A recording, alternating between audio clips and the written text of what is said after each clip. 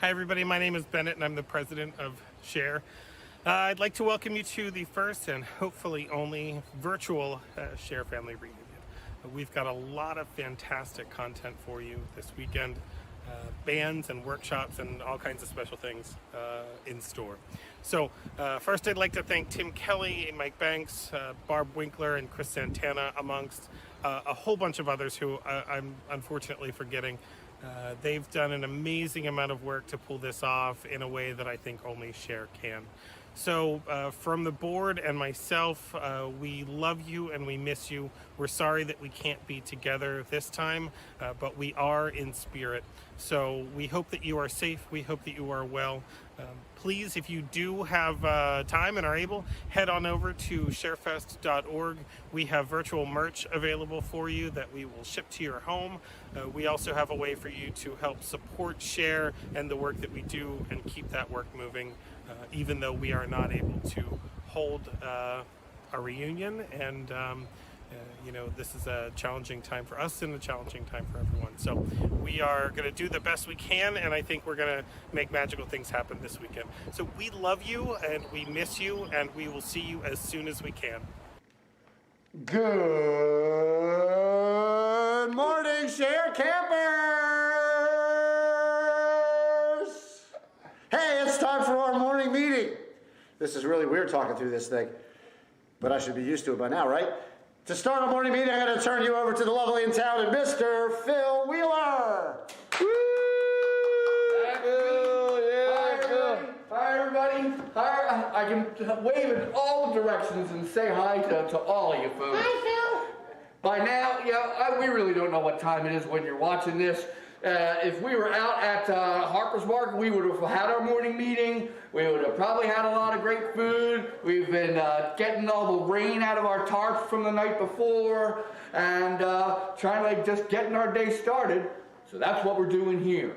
We got a whole bunch of special stuff planned all weekend long. We just want you guys to be a part of it, be part of each other, push your memories and your energy and your love out to each other and take it in, and we'll be with you all weekend. We love you. Great seeing you. Now, Chris Santana. Howdy, Share family. So, we want to thank you all for joining us this fine weekend, and we really appreciate all the understanding that all of you had in knowing why we had to postpone our dear gathering here this week. It's strange times, which you all know, and I hope you're all being safe at home, and I hope you're all taking care. We wanted to touch on one thing here. So, in what we're going through right now, you should be treating it no differently than you normally treat your average festival. Take care of the land. Go out, plant your garden, cut your grass, enjoy a little sunshine, keep distance, but take care of the earth. It's regenerating while everyone's inside. It's actually a great thing. Take care of yourselves. Go for a little walk. Get some sunshine. Everybody needs a little vitamin D. Work on your mental health. If you're having a problem, reach out to somebody. Make sure you are taking care of yourself during these times, because that is as important in taking care of your health. And take care of each other. If you know somebody that is having a problem, reach out to them and say, hey, how are you doing? If you have an elderly neighbor that maybe needs you to go to the grocery store for him, hey, can I help you out? Can I do something? Take care of the land, take care of yourselves, take care of each other. We're super happy that we're able to do this for you. We got some great content all weekend. We miss you, we love you, we'll see you soon.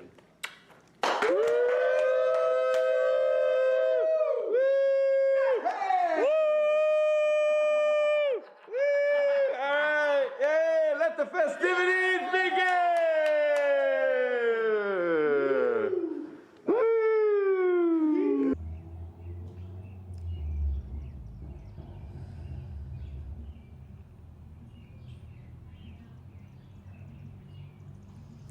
Hello, Share family. Welcome to the sunlight. Today we are going to open our lungs, expand our breath, stretch, and receive love and light from all beings. Stand tall, feet hip width apart. Take an inhale, reach your shoulders up. Exhale, roll them down the back. Belly tight, pelvis tilted forward, down. Inhale, shoulders up. Exhale, roll them down. This is your mountain pose. This is your strong pose. We're going to use this position a lot. We're standing strong. Breathing in, reach all the way up. Hips can come forward.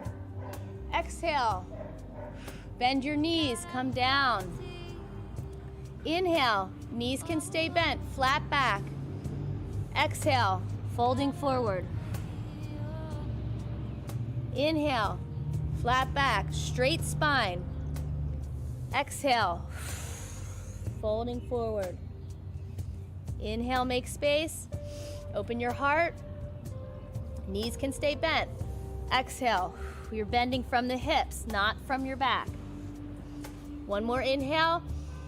On the exhale, step your feet back into a top of a push-up, a plank. Take a breath in, belly tight. Exhale, slowly come down. Inhale, reach up, feet flat. Open your heart. Exhale, press back into child's pose. Toes together, knees apart.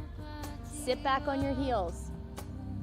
We're gonna take a stretch here and a couple good deep breaths. Inhale and exhale, press it back. Reach with your fingertips. You can put your forehead down and we're gonna rock our hips side to side. Breathing in. Nice deep inhale, nice long slow exhale. Stretching out the shoulders and the hips, rocking side to side. This is a stretch you can do all the time, every day. You can tent your fingertips to get a deeper stretch in your shoulder blades. Inhale and exhale. This is child's pose. This is a resting pose. We inhale, come up to hands and knees. Reach your heart, inhale. Exhale, round through. Look through your knees. Inhale, reach up, open your heart. And exhale, round through, press through your hands, stretch your back. Long exhale. Inhale, come to neutral. Curl your toes under. We're gonna press up into down dog. Push your sit bones up and back. And we're gonna pedal out our heels. We're gonna breathe here, nice and long and slow. Inhale. And exhale. So we're pedaling out our heels, our belly's tight, our hands are firm, fingertips spread wide, and we press back through the sit bones. You're reaching your back of your thighs up to the sky. Inhale, come forward into plank, and exhale, press it back into down dog. Now here we're gonna bend the right knee and look under the left arm. Breathe here, inhale and exhale. Press down through your left heel. Come forward, inhale into plank and exhale, other side. Bend your left knee and press down through your right heel, looking under your right arm. Inhale and exhale. Feel that stretch in your hamstring.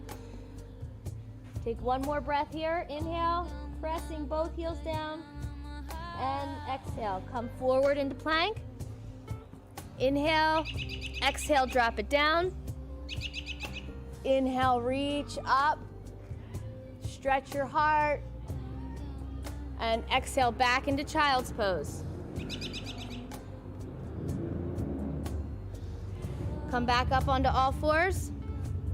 We're gonna reach our right leg out. Point your toe. Inhale, reach the left hand. Exhale, bring your elbow to your knee. Inhale, reach it out. Flat back, belly tight. Exhale, pull it together. Inhale, reach it out. Stretch, belly tight. Hands and knee down. Other side. Left foot out, point your toe. Right hand out. Inhale, stretch. Exhale. Inhale, stretch. And exhale. One more big long stretch. Inhale, reach, belly tight. And exhale, pull it in. And release.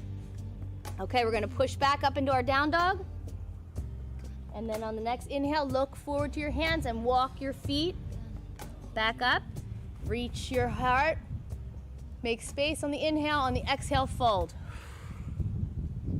Inhale, we're gonna rise up slowly, bend your knees, arms up. Hold for a second in chair. Inhale, belly tight. Keep inhaling, reach up, inhale, and exhale, bring your heart down, your hands down to heart. Hold here, shoulders up, inhale, exhale, shoulders down. Find your center, feel your energy pulsing. Belly tight, thighs are lifted, tailbones down low, feet are grounded, wiggle your toes. Reach on an inhale up. Exhale, forward fold. Inhale, make space, flat back. Exhale, step your right foot back. Modified version, drop your knee. If you feel strong, we're gonna be in this runner's lunge. We're gonna come up on the inhale. Reach it up. Exhale, bring it down. Inhale, reach your left hand up. Inhale, twist. Exhale, bring it down. We're gonna do that twist one more time. We're pressing through our right heel. Flat grounded on our left foot. Reaching up, inhale. Reach the left hand up, twist. And exhale, bring it down. Inhale, step back into plank. Exhale, bring it down. Inhale, upward dog. Exhale, down dog.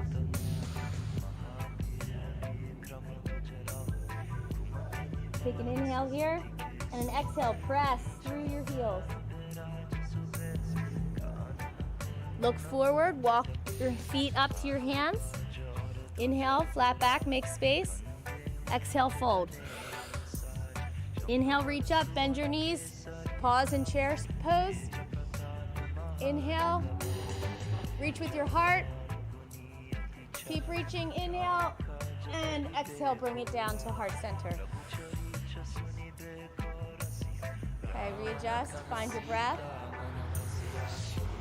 And here we go again. Inhale up, exhale, fold. Inhale, make space, flat back. Exhale, step the left foot back to our runner's lunge. Modification, you can drop your knee. Inhale, reach up. Exhale, fold. Inhale, twisting to the other side. Reaching the right hand up, twist. Pressing through the left heel. Exhale, bring it down. Again, reaching up, twisting. Open your heart. Exhale, bring it down. Inhale, step back to plank. Exhale, bring it down. Inhale. Open your heart. Exhale, down dog.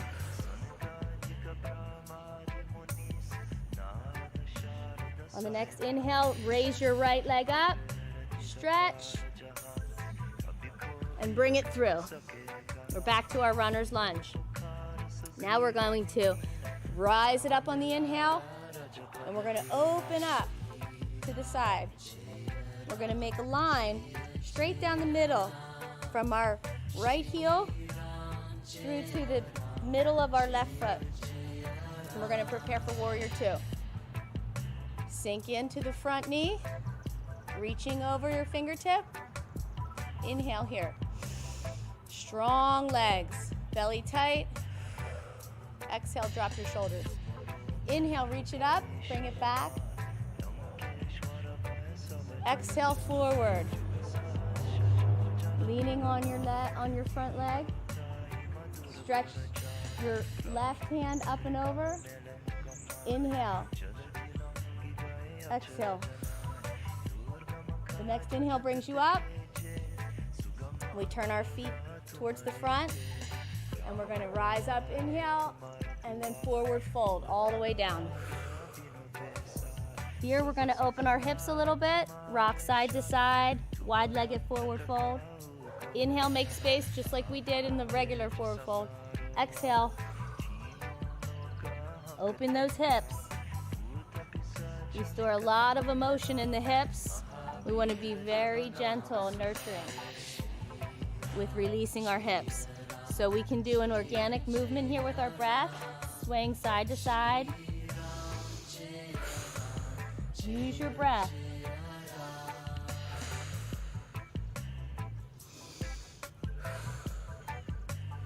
Inhale, make space, flat back. Exhale, last fold in.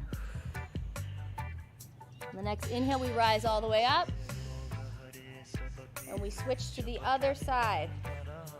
Left foot pointed out, in line with the instep of your right back foot. We're going to find our warrior two. Reach through the middle finger of your left hand. Straight, long line, very strong. Inhale, reach it up and back, stretch. Exhale, elbow to knee, reach it over. Look under your arm. Inhale here, reach, and exhale. Bending into that front knee. Inhale, rise up. Come back into feet forward, hands up, and we're going to just open our toes a little bit, heels in a little, and just do a little goddess pose here, squatting down. Inhale, reaching up. Exhale, squat down. Inhale, reaching up. And step forward to the front of your mat. Reach arms up. Bring your hands down into prayer. Good. Open our arms out. And bring your hands in for a big hug. Reach around, grab your shoulder blades. This is a hug from all the people that we love. We can all hug each other right now. We feel this. Twisting, feet grounded, hips as straight and square as you can. And just twist your upper body in this big hug. The biggest hug you've ever felt. All the love, all the energy pulsing through. We can all feel it. Nice hug. Good. Release. Hands down. Reach up. Inhale. Exhale, squatting down to chair. Pause here. Breathe in. Breathe out. Come all the way down, folding your chest onto your thighs, hands down. And we're just gonna come down to seated, feet together. We're gonna rock a little bit right here, side to side. Belly tight, chest open, shoulders down. Breathe in. And exhale, fold forward.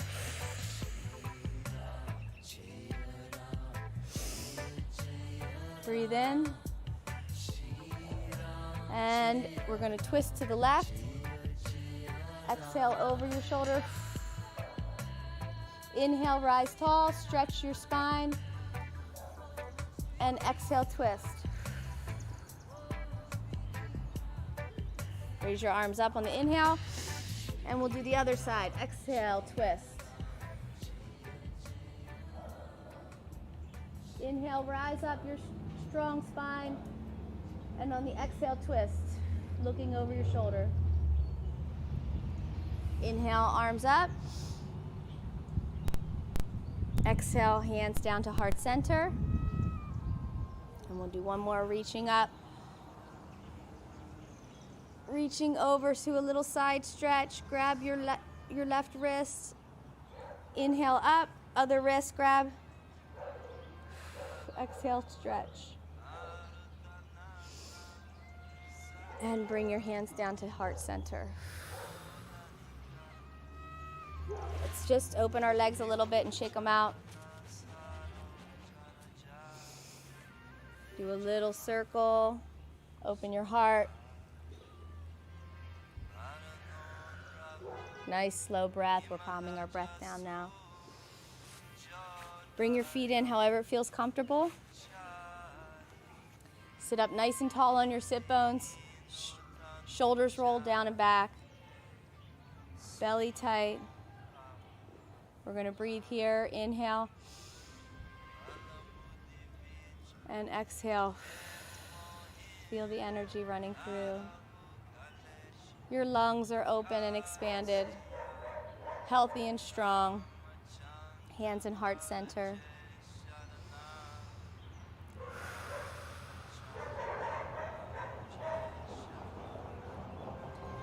The light within me honors and smiles at the light within each and every one of you. All our love to everyone for peace and joy and well-being. Thank you for sharing this practice with me. Namaste.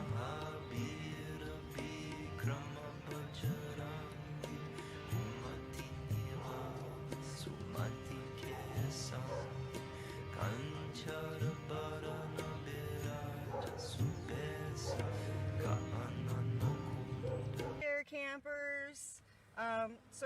We wanted to do our upcycled instrument build. So we are going to do our scraps and caps shakers, and Jarrett's going to build a diddley bow for you. I've already done a lot of pre-work. What you're going to need is some beer caps, nail, a hammer, pair of pliers, some scraps of fabric. You can see it's not that long. And you can make it short, you can make them longer. This is a pretty good length here. So what we do, get something that you don't mind putting holes in. You can put holes in your caps. This is the easy part. There's not much to it, just stick it in the middle. You can stick it in the middle. Okay, piece of cake. Now the best way, make a little corner on your fabric there. Put it through the top and out the bottom. And you can grab that little piece, give her a pull. That's how you get them on there. I already made this one up. There's 10, I have 10 strips here. 5 strips, which makes 10 ends. And then 1 extra for bells. You can put bells on if you want. Bells. Whatever you can find that makes noise. There's different ways to do the caps. You can pinch them. You can stack them. All you do is put a knot in between. Stack them. Knot the ends after you put them on. So you slide it up on there. Tie a little knot in the end. Doesn't have to be anything too fancy, but you really don't want a whole lot of extra hanging out after your knot. Put your cap clear to the knot. And you can just leave them flat if you want. I like to bend them. Take your pliers. Get it in there real good. About like that. And if you pull it a little while you're bending it, it really helps crunch it into that shape. I'll lift another one here so you can see that again. Tie your knot.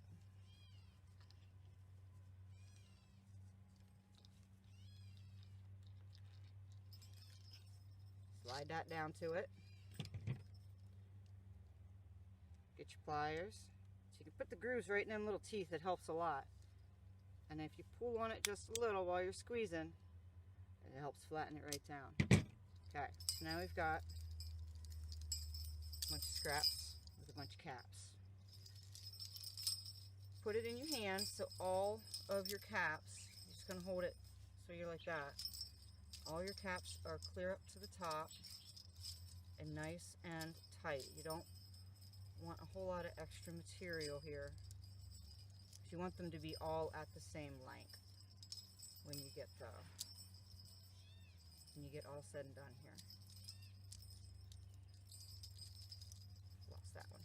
we go. Them all in there. Nice and tight. Okay. So I already found the middle and put twist tie around it just to help me hold on to that middle. And there's two ways you can do this. You see, this is the one that I actually use when I'm playing. I use this in the band. There's 20 pieces of fabric on here, so there's 40 ends on there, so that's a lot. And then I made a looped handle like that. You can do, since you have that separated, you can do a looped handle, or you can just do a flat handle. So you just have something to hold on to like that. If you're going to do the looped handle, you're probably going to have extra fabric. Like, see, this one's a little bit longer than the other ones. That's okay. When you wrap it, you just wrap it into it. Take a nice piece of whatever you want. If you make a knot at the bottom, it'll help. It doesn't fly apart. Just wrap it. Wrap it. If you want a shorter, fatter handle, fold it over. Make a little stubby handle. There's millions of ways you can do this. Whatever makes you happy, that's how you do it. You can just tuck this in real good, it'll probably stay, or you can knot it. You can glue it. Again, whatever makes you happy. So here's a little baby one. These are fun for the kids. And then, like I said, this just has 5 strings. This one has 20 strings. So you can see. Ta-da! So that's that. That's how you do scraps and caps shakers. Now I'm going to turn it over to Jarrett, and he is going to show you how to make a 1-string guitar. Things you may have around. Alright. While he's setting up, we've kind of tried to make it feel like home here. So we've got Luca in the lawn chair. Hi, Luca. Set up our little fire pit in the camper. We've got our share mugs out here. It holds 2 whole beers. All right. Hi everybody, this is Jay from Jellywood. We're making a diddly bow. It's a 1-string guitar. So you need yourself a piece of wood. Not too thick, just enough so it doesn't flex too much. I'm going to start out by drilling a hole in the one end to put our tuning peg in. So let's drill our hole.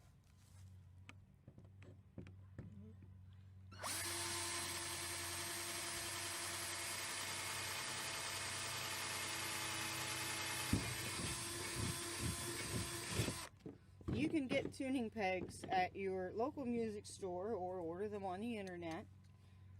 These ones came from cbgiddy.com. And then because this tuning peg comes with a sleeve, oops. Thank you. We're gonna have to do one more hole, or at least a part of a hole, just enough to fit that into yet. Oops. Sorry, I put my hand over the thing. We've got some runaways. So here on this end where we're going to be putting the sleeve down into, we want to make just a slightly bigger hole to fit it in.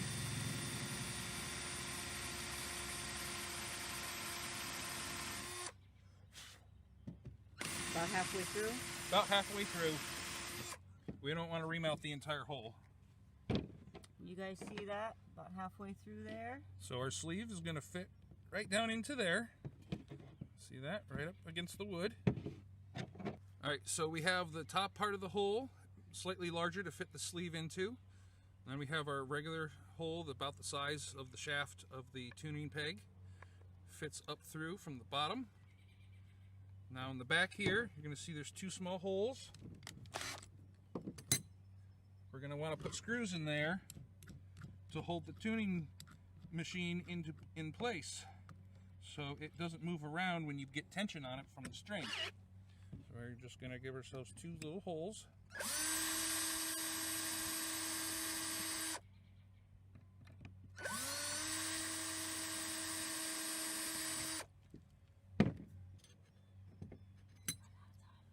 have these tiny little screws in there.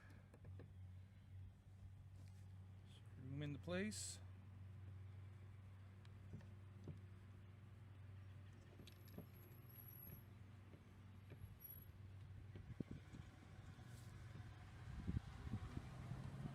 Okay, make sure you put the second screw in, but for now I'm going to jump ahead. So the next thing you're going to need is a tin can, nail and hammer down near the lower edge of it here somewheres.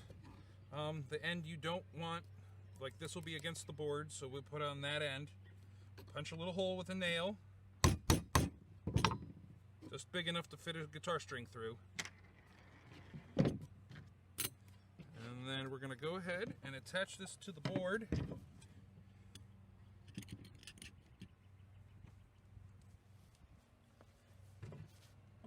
Oops.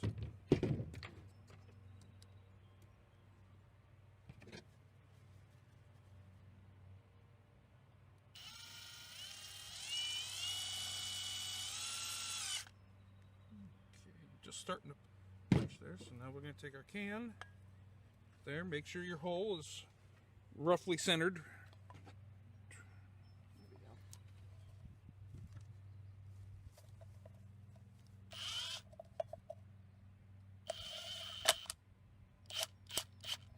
We'll do one more screw real quick.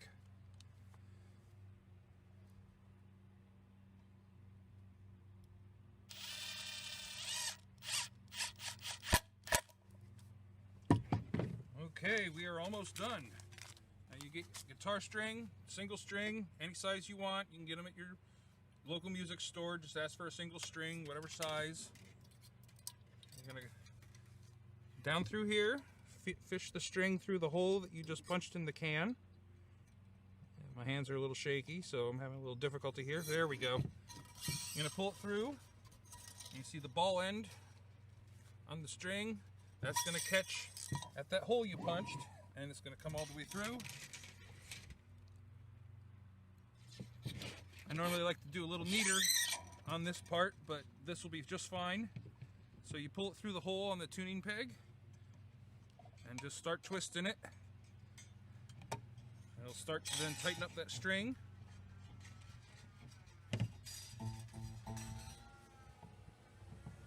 So there you have a diddly bow. You can clip this off with some clippers, but you have some tension on the string. You can hear the sound coming out of the can there. That's acting as your sound box. And then you can go.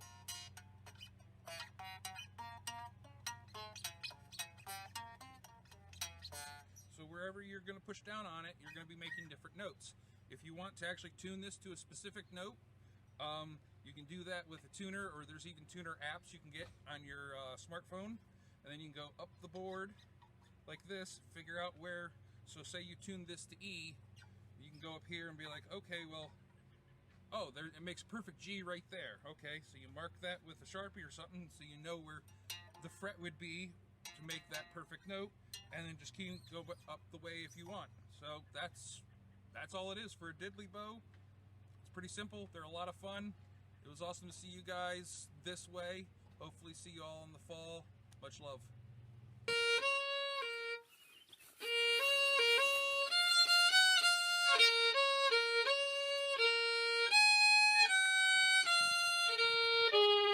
Hey, all you cool cats and kittens.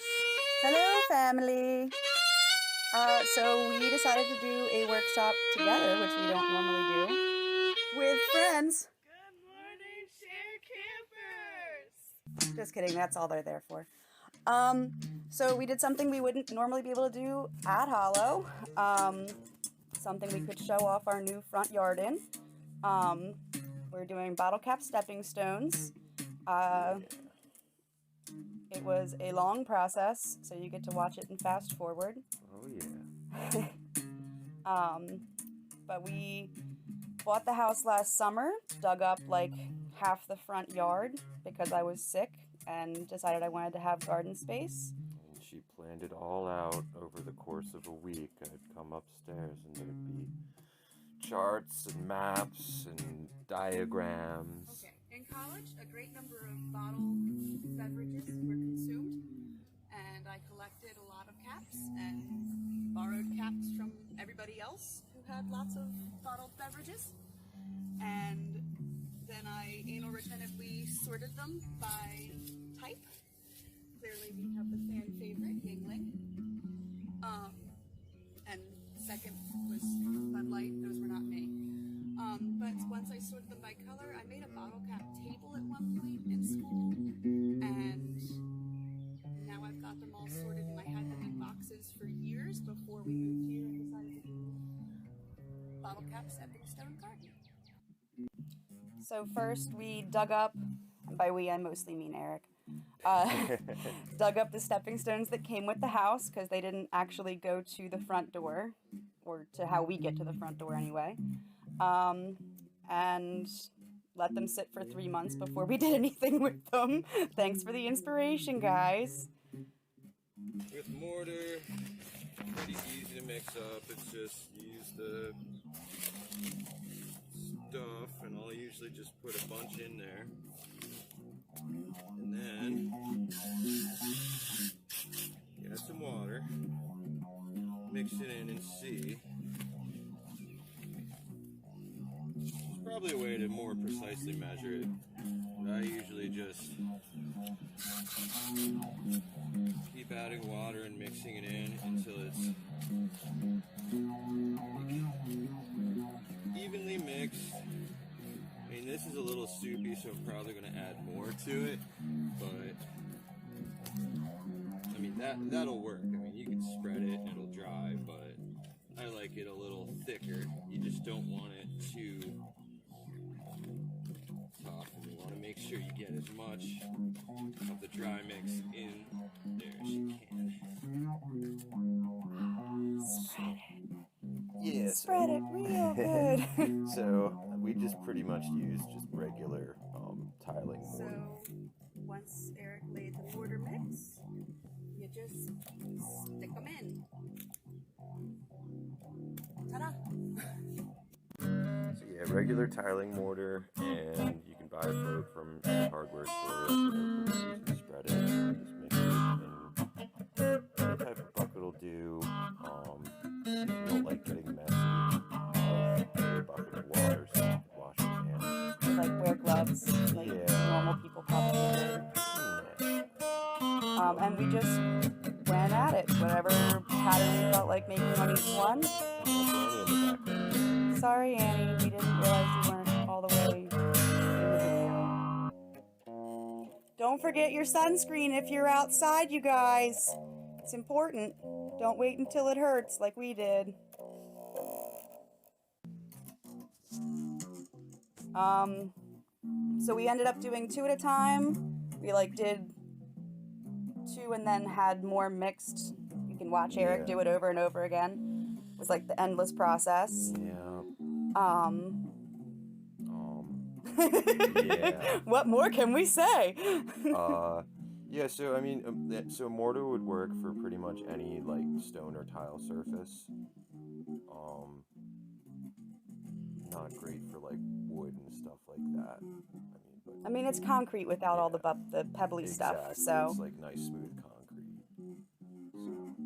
And they didn't have to sink in very far. Yeah, and they made neat little fart noises as we stuck them in. Yeah, you don't want it super thick, but you can just kind of spread a nice little layer on there. And don't forget. Okay. Have you drank enough water today? The answer's probably no. Hippies, hydrate. Aqua bombs. So, yeah, I think that about covers it. Have fun if you got any questions about it. Or come see our yard, and we'll walk you through, and we can have you help weed, because now I'll be weeding for the rest of my life.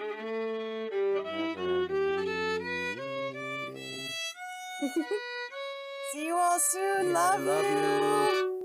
We also learned how to do video editing to be able to send this to you, and next time we can do a workshop on that.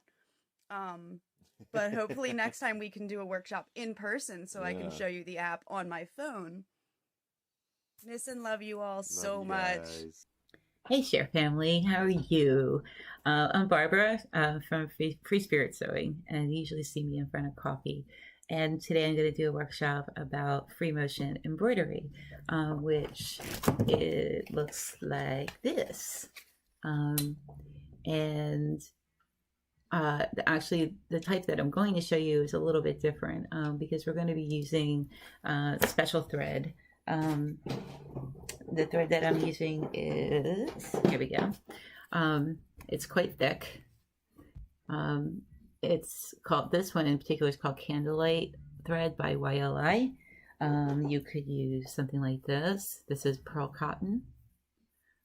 It's also thick, but it's like a really smooth and soft thread. You could find, this is a crochet yarn actually.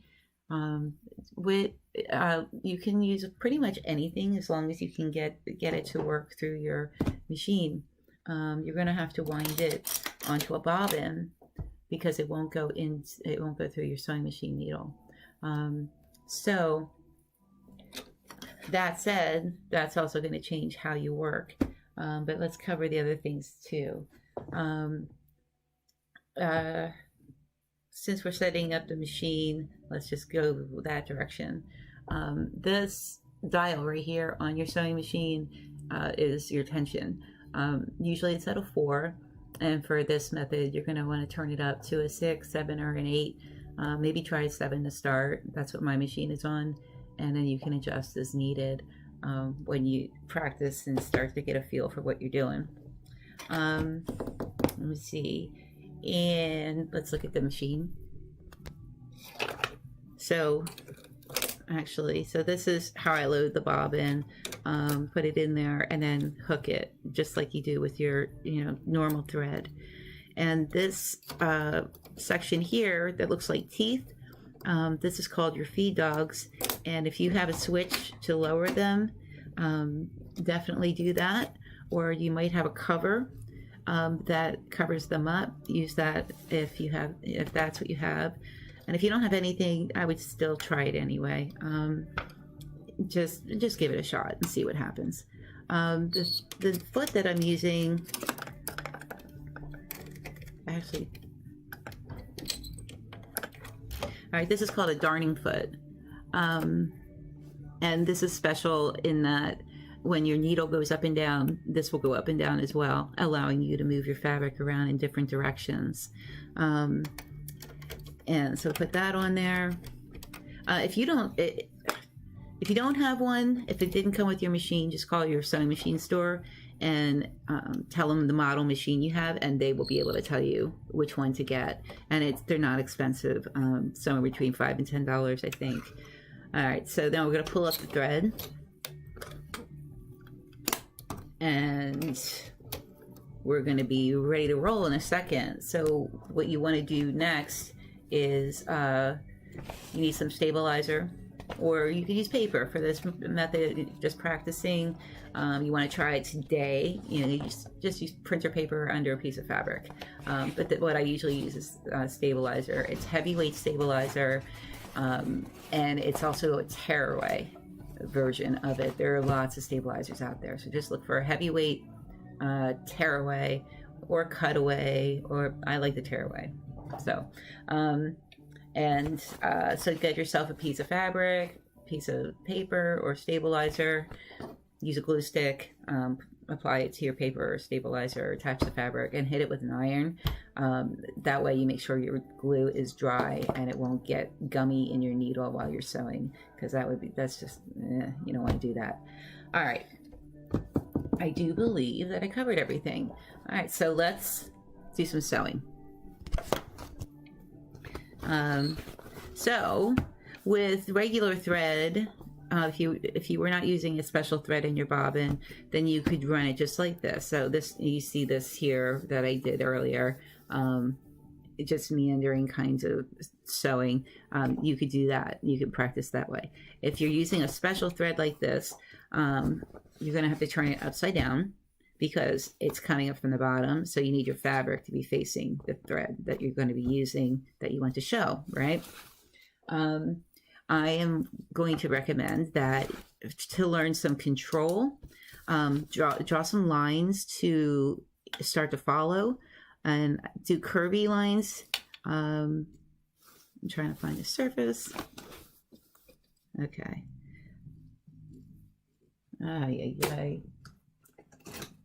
Let's try that again. So I'd say some curvy lines, loops, whatever you want. If you want to do words or anything like that, it has to be the mirror image. So you're going to have to write backwards. But for this case, you know, just draw lines to follow. So curves, circles, maybe some zigzags, shapes. You know, it doesn't really matter. Just something to follow. And it's just good for learning some control and stuff like that. And then I'll show you some meandering too. All right, so to start, get to the beginning of your line.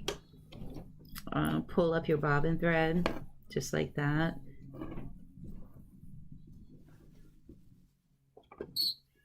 Okay, so now we're ready to start. You hold your threads for a minute, because first we're going to do a lock stitch.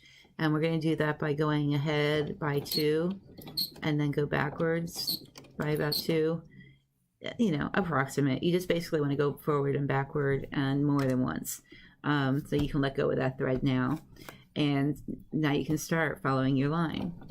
I recommend going slow to start. It is actually quite easy, but it's really unusual, and you'll feel tense. You might even forget to breathe. If you find yourself holding your breath, you know, just like try to remember to like stop and take a breath and stuff like that. And if you notice, like I've been going off of my line, normally when I do this, I'm very, very focused. But anyway, so when you have to pivot so that you can see where you're going, and take it slow and breathe and take breaks and things like that. And then when you start feeling more comfortable, you can start going, you know, faster.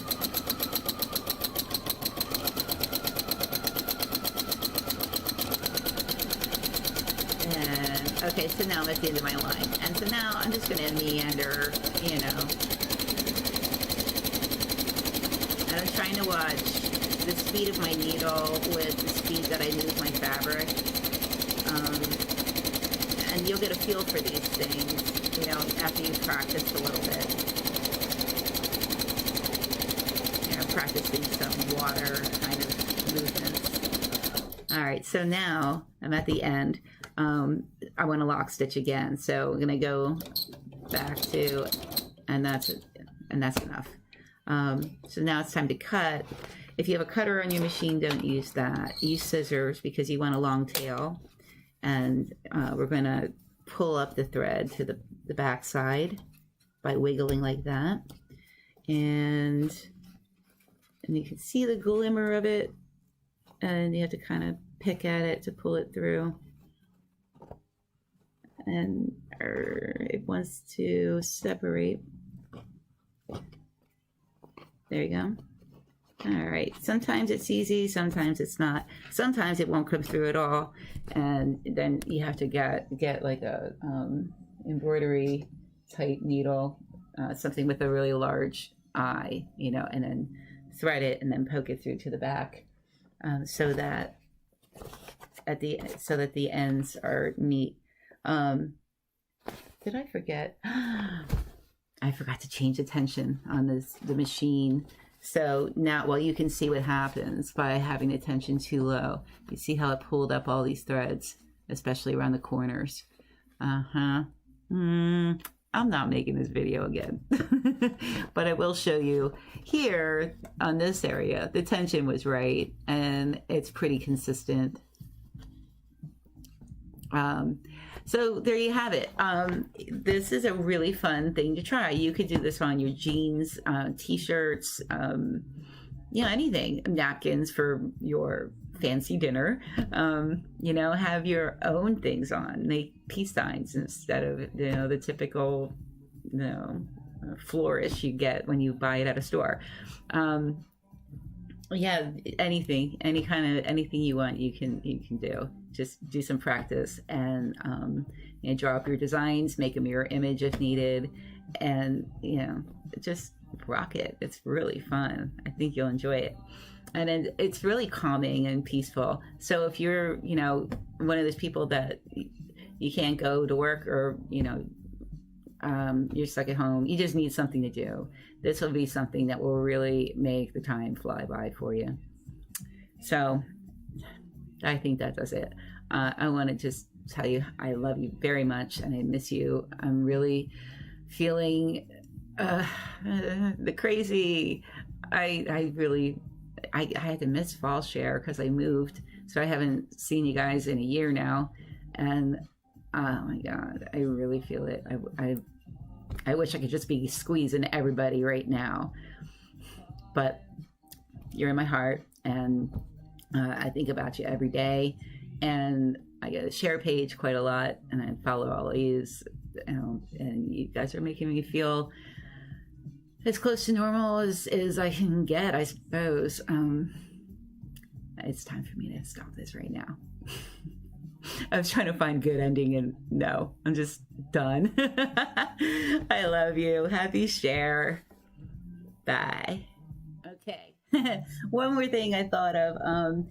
You might not be able to get these other threads to do what I just showed you. So you can just have regular thread. And I'm going to show you that right now. All right. So in the needle and in the bobbin, I just have plain everyday thread. Okay. And you could still do the thing where you turn it upside down and have your design. I'm like reusing my other stabilizer. I just cut it up. It's the same one you just saw. And you can work from the front, so you can just watch what you're doing. Nope. Let me pull that out. With this case, instead of pulling the thread up, I'm just going to start as normal because we're trying to keep the front looking nice, right? So I can just start, but I'll still do a lock stitch. This particular, if you have it, you probably don't. I don't know. This is a water or disappearing ink pen. So if I write on it and then I wash it or get water on it, it will just disappear. So you could use something like this to draw, to follow if you want to.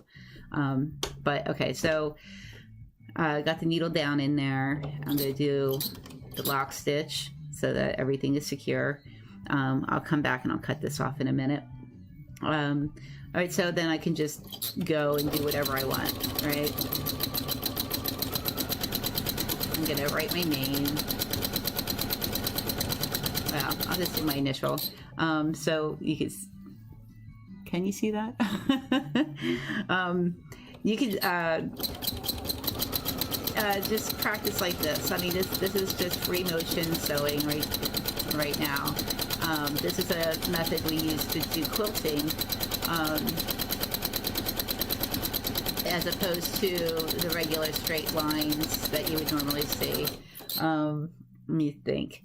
Another thing that you can do, like say you want to fill in designs on a patch, you can set your stitches on zigzag, and your stitch length should be at 0. Oh, I didn't even say that. If you have a more manual machine, you have to put your stitch length to 0. My machine does that automatically when I switch modes. Yeah, I didn't think of that. So anyway, put it on zigzag, and you can adjust how thick you want it. Right now, this is on a 5. So let me think. Let me see if I can. I don't know if this is better. Let's see if that looks better. So when you're moving, you got to move real slow so that you fill in the area really well. If you can see that. And you can make it narrow but it has to be narrow enough to fit through the foot you're using, you know, or you're going to hit it and then break a needle. So this is a good way to fill things in.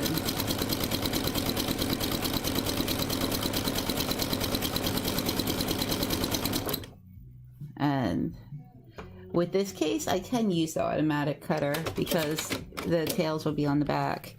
So there you go. That's how that kind of thing is done. Play around, have fun. Okay, this is really the end. Love you. Bye.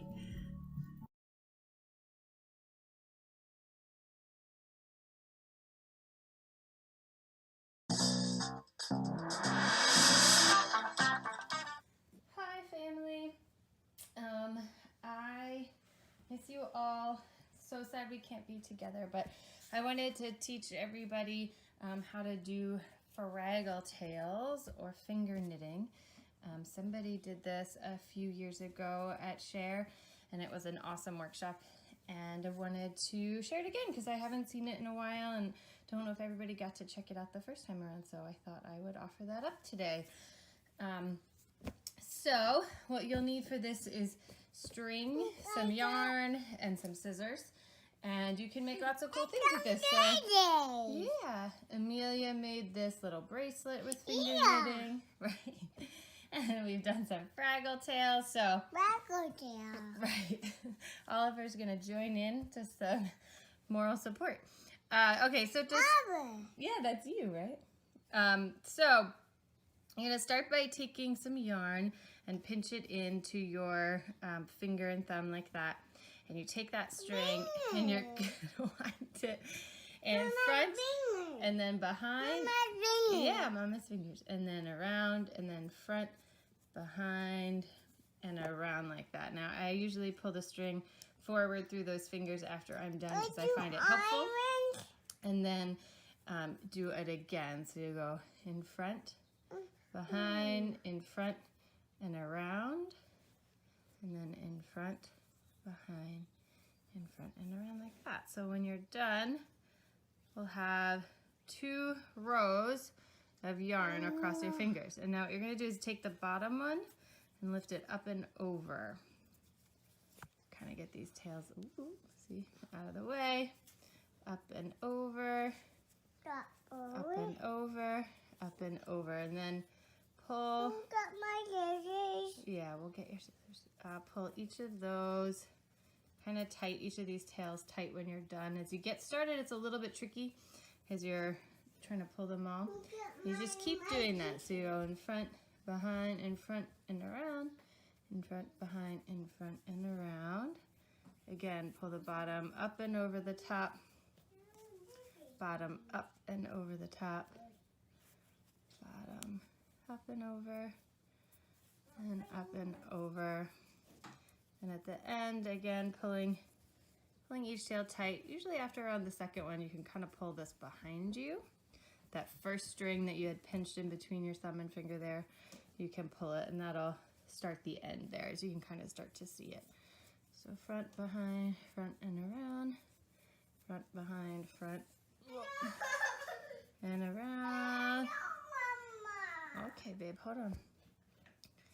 And then, here you go. So up and over, up and over, up and over, up and over.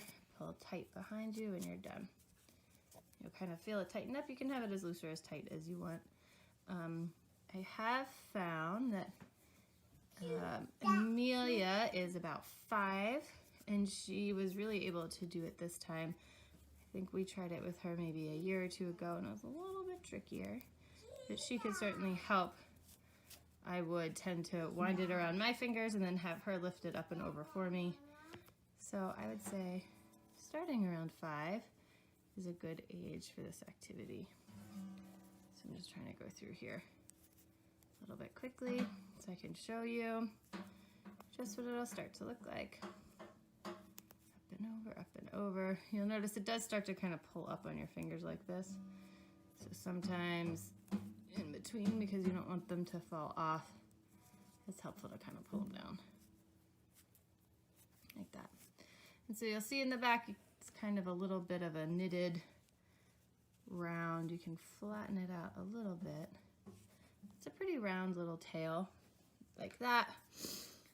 And you can make it as long or as short as you want. If you want it to be a bracelet, it'd be smaller, depending. If you want it to be a tail, you'll kind of keep going like this for a while. So I want to show you how to finish this up as well. So let's say it's about as long as we wanted it. Just keep, sorry, out of the shot. Hold on. Front, back, around, front, behind, front, and around. Okay, so let's take this up for the last one. Now, when you're finishing this off, what you do is you take the string that's left on your first finger, pop it over to the second finger, middle finger, pull that first one up and around just like before. So again, now you're gonna pull this one to this finger. Whoa, don't drop the camera. Up and over. This last one here. Here's my tail. Up and over. Okay, now I need to go grab some scissors because I did not have them ready. Okay, we're gonna grab some scissors and cut this last bit of yarn here. Okay. Here, so we're gonna cut that tail. Oliver's providing some background music for everyone. Okay, so we have that last piece that's still on your pinky. We have that piece that you just cut. Careful not to lose that loop. And you put that string right through it and tighten it. And then you'll have a little bit of finger knitting done. And you can make this into a bracelet. You could weave these ends back and forth between each other. Or you can make a Fraggle tail with it. So, for the end of the Fraggle tail, you do a little pom-pom. I'm gonna use white for my pom-pom. I'll show you how to do that part. I'm just gonna do a quick one. You can also look up yarn pom-poms and there'll be some really good tutorials online. But you just kind of wind some string. Oh, actually, forgot one part. Before you get started, have a short piece of string ready to go. Then you do this winding some yarn around fingers. I'm just gonna do a quick one here. So again, cut the ends off like that. So you have this wound around. Now you're gonna take this extra piece of string. Let's see if you can kind of get it through here. It's hard to do one-handed. And then, I like the background music. You kind of want to tie it around the middle. And then slip that off your finger. Like that. Make that nice and tight. And there's prettier ways to do this, but let's just go with it. I heard you. You were playing the guitar. Do you want to play drums now?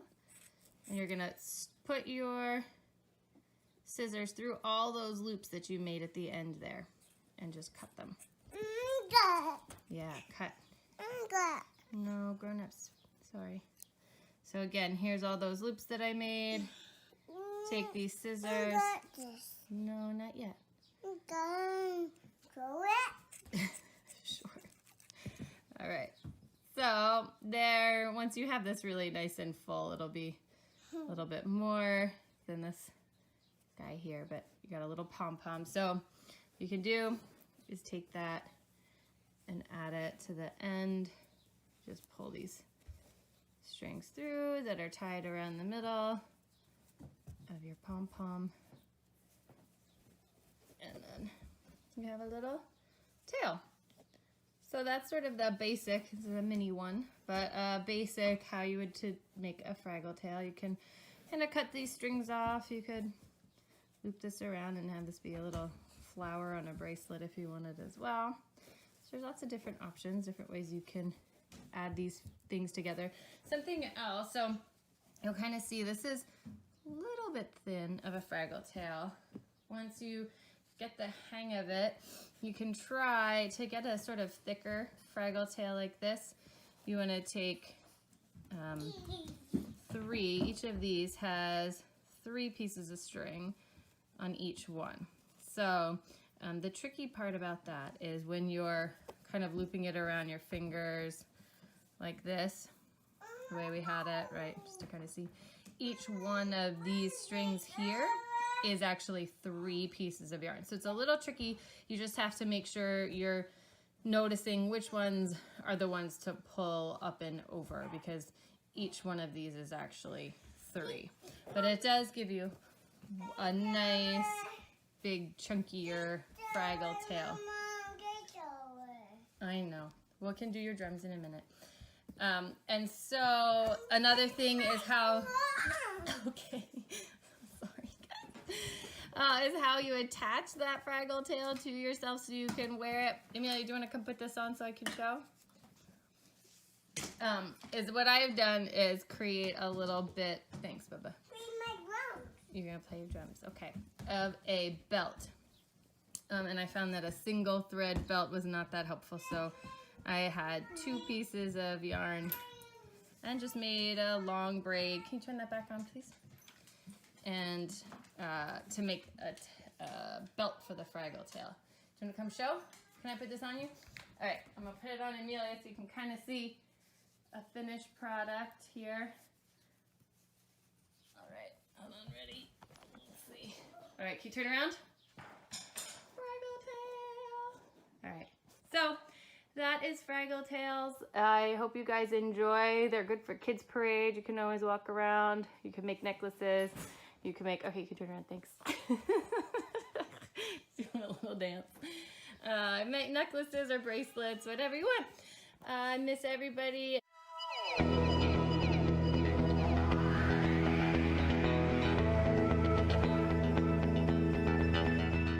Hi Share family, happy Sharefest, virtual Sharefest 2020. So excited to connect with you here, although I am sad to miss hugging all of you and seeing your shining faces in person. But I look forward to the next time that we gather, and I'm so grateful to all the Share staff and volunteers who are making this happen. So super huge gratitude to them. I hope that you are well and healthy and that you are staying connected into yourself, your core, your family and community, and also to the Mother Earth. I want to take a moment to burn a little sage to give honor and pay homage to our ancestors, to the wisdom keepers, those that have come before the indigenous peoples. This is a traditional Native American tradition of cleansing the space around, purifying, connecting to spirit, calling in, clearing.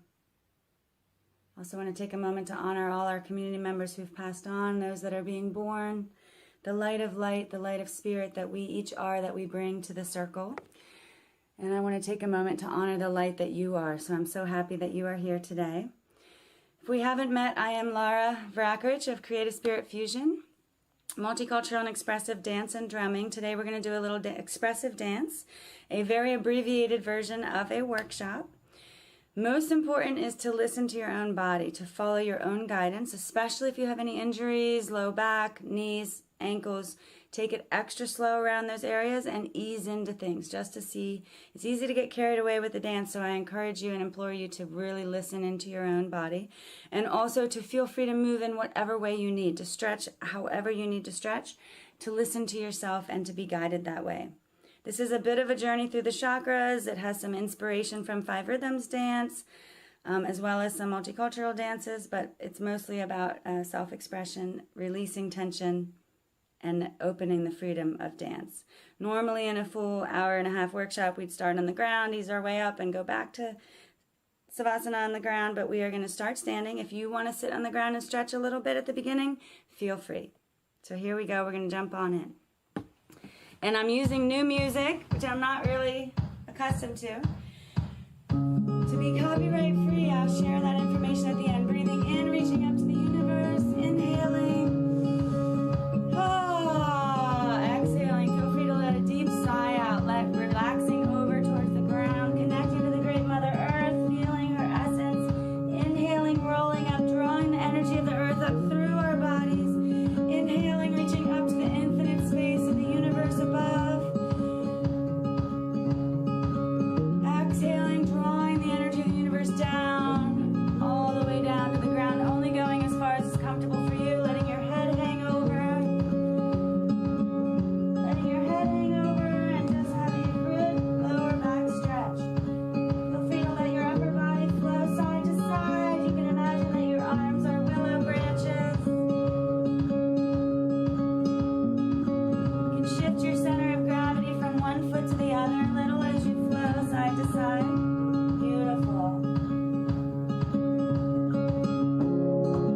Slowly inhaling back up, inhaling into the universe, rising up on your tippy toes, stretching one arm and then the other, and we're going to step onto that same foot and just feel the earth and the sky at once.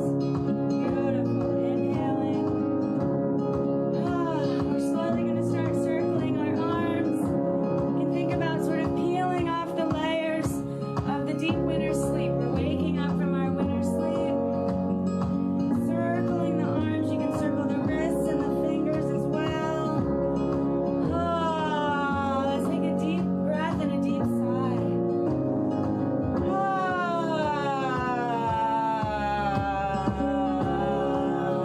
Making a sigh like that can open the vibration in our body. We're opening ourselves, our vessels, circling the shoulders. Wonderful. And again with the arms.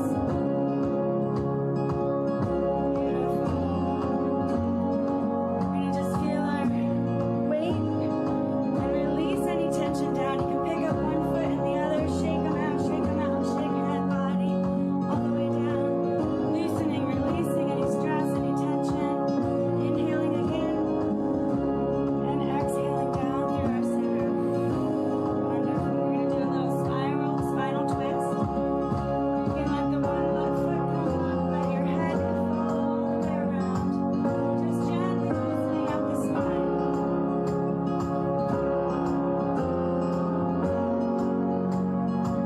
Also go up and over to the one side. Big stretch. Relaxing over. The feet are a little wide. It's hard to see by the body. Flat back and then down to a stretch. One leg, really stretching the back of that leg, letting the neck relax. Only as far as is comfortable. If you're here, that's fine. We're going to go into the center, letting the back relax. Shift to the center of gravity from one foot to the other, and really exploring that stretching out one side and the other. Then we're going to go over to the other side, straight leg stretch down like this, feeling that opening of the muscles, inhaling up to a flat back, and then to a side stretch, and back up. Wonderful. We have a little more beat coming in now. We're going to do the other side, inhaling, stretching over to that side you just came from, flat backing over, down into a stretch, nice long coming into the center, letting your body sway, lifting up. Over to the other side, stretching down, flat back.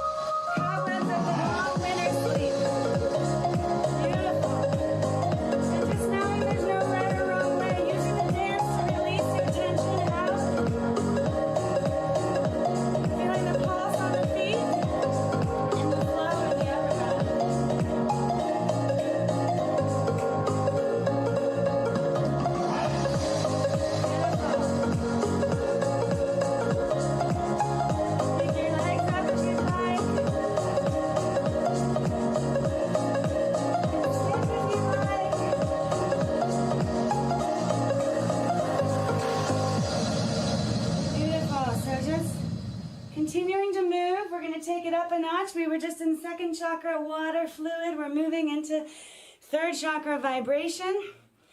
This music is rhythmic, unusual for festival, but it's going to be a journey, so we're going to jump in.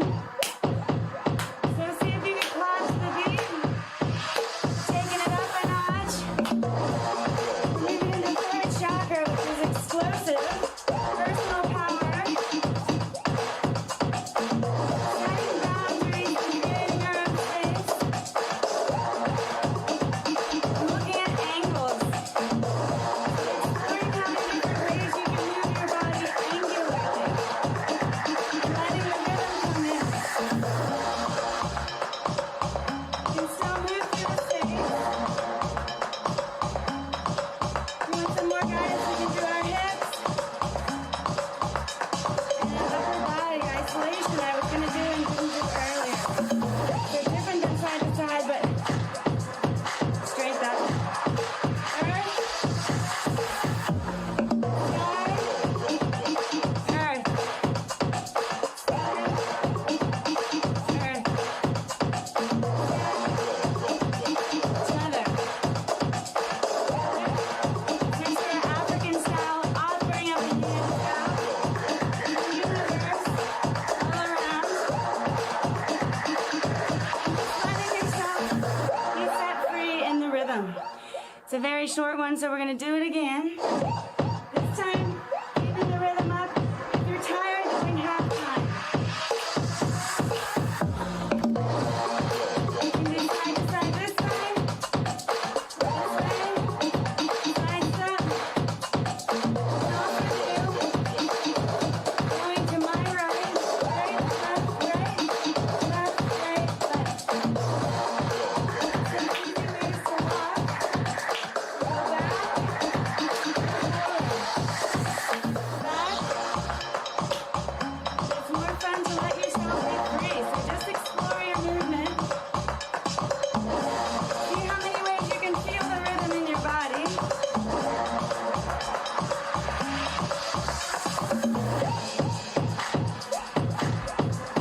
Sending it out to the universe.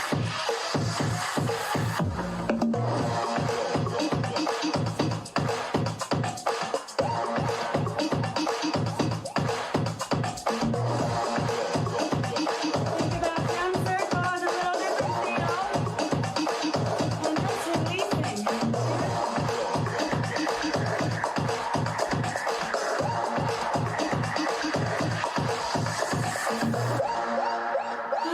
Breathing, exhaling, wonderful. Keep walking for your heart rate. Inhaling, exhaling, feeling the heat. Just went into our third chakra. Slowly moving into our heart. So it's softening out. Still a good beat, but a little more lyrical. Take a deep sigh. And if you want to keep intense dancing, you can. Just a little slower. You would have to double time it. Feel the double beat inside it if you want to keep more intense dancing. Otherwise, we're starting to slow down. And we're beginning to open into the element of air and our hearts. So just taking a moment to keep dancing, but give a moment of gratitude to yourself for coming to the dance. Letting your arms open and exploring the feeling of your arms being the wings of your heart. So we're stretching out. You can imagine if you were a butterfly or an eagle or a hawk, hummingbird. Exploring those qualities and also exploring the connection universe to earth. You can explore getting your legs involved.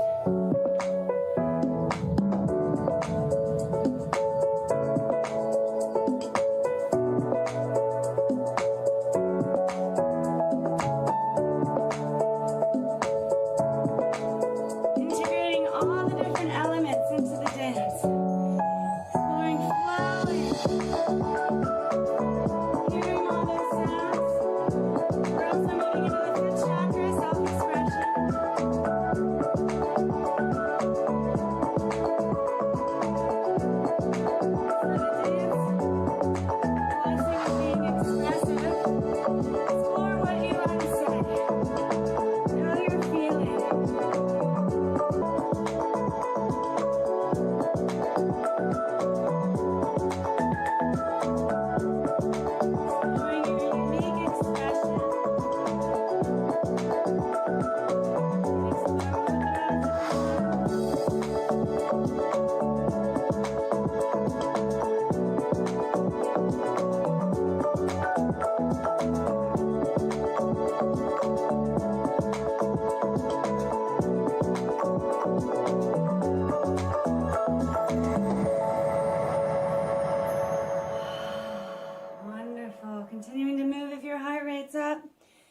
Inhaling, exhaling, feeling the heat in your body, feeling the loosening.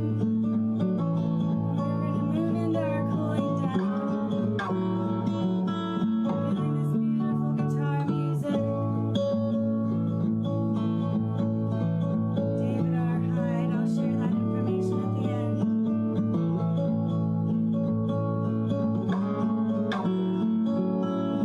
Again, taking a moment to send out your gratitude and connect to the gratitude of the experience.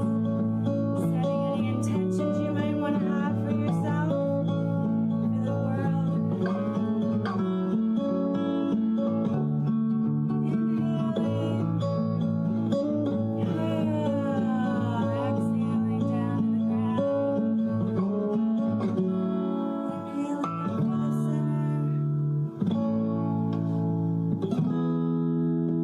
Exhaling down through the center. The speaker's going to pick up a little, but we're going to continue our cool down.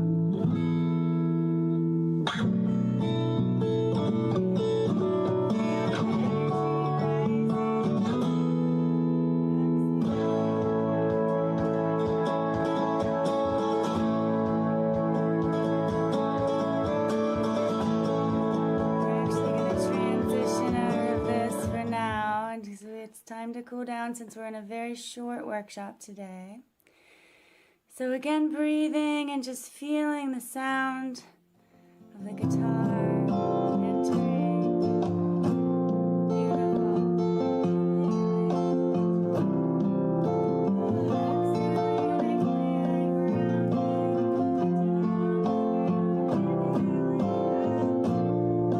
Drawing the energy down through your spine to the earth and back up through your spine to the universe. Do a circle stretch again down all the way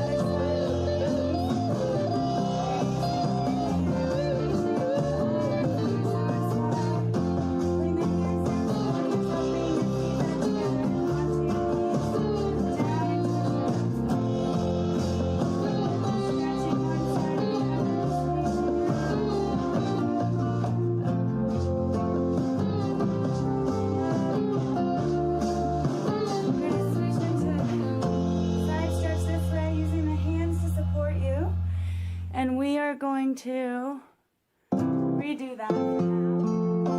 Using the hands to support you and just loosening the hips. The low back is a really good loosener.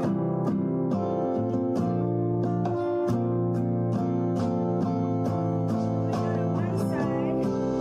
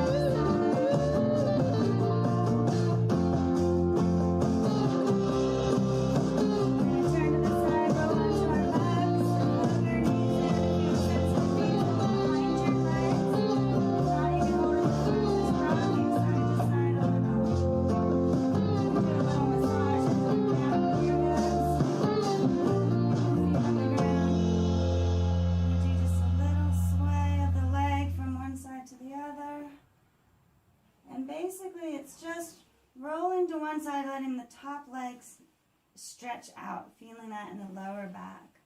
Rolling from one side to the other.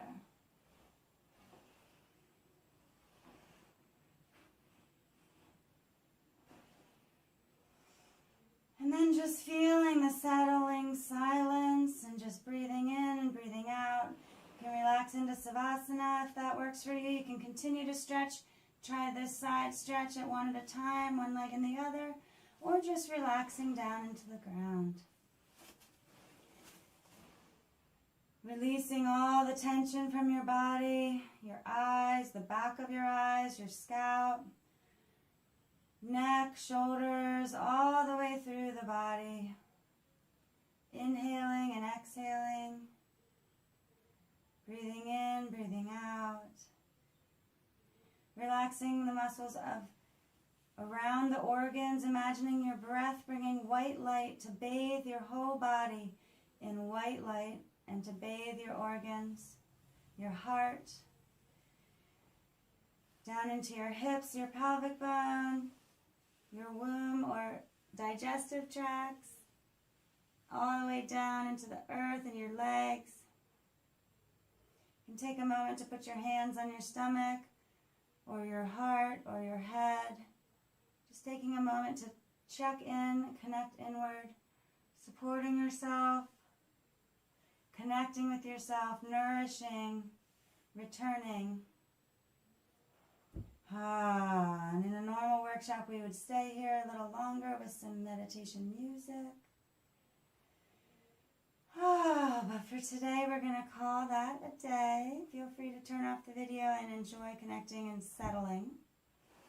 Otherwise, you can roll one side to the other, loosening the hips a little more.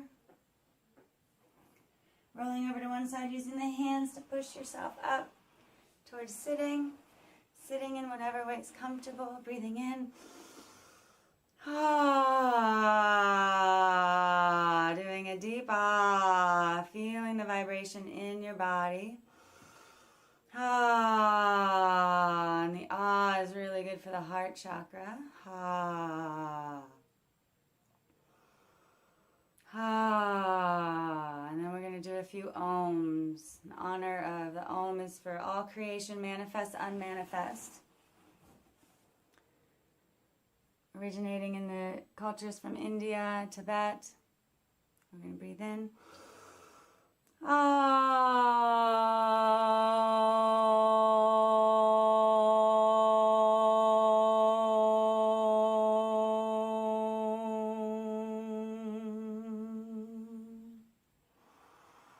If you feel called to, you can bring your hands together.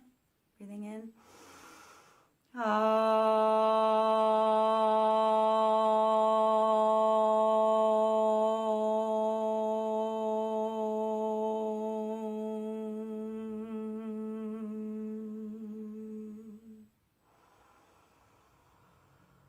Breathing in. You can also reach up to the sky, connecting, drawing the line. We want to align our center, our core of alignment, through our crown chakra into the infinite space above the universe, down through our spine into the sacred earth, rooted in. One more Om together.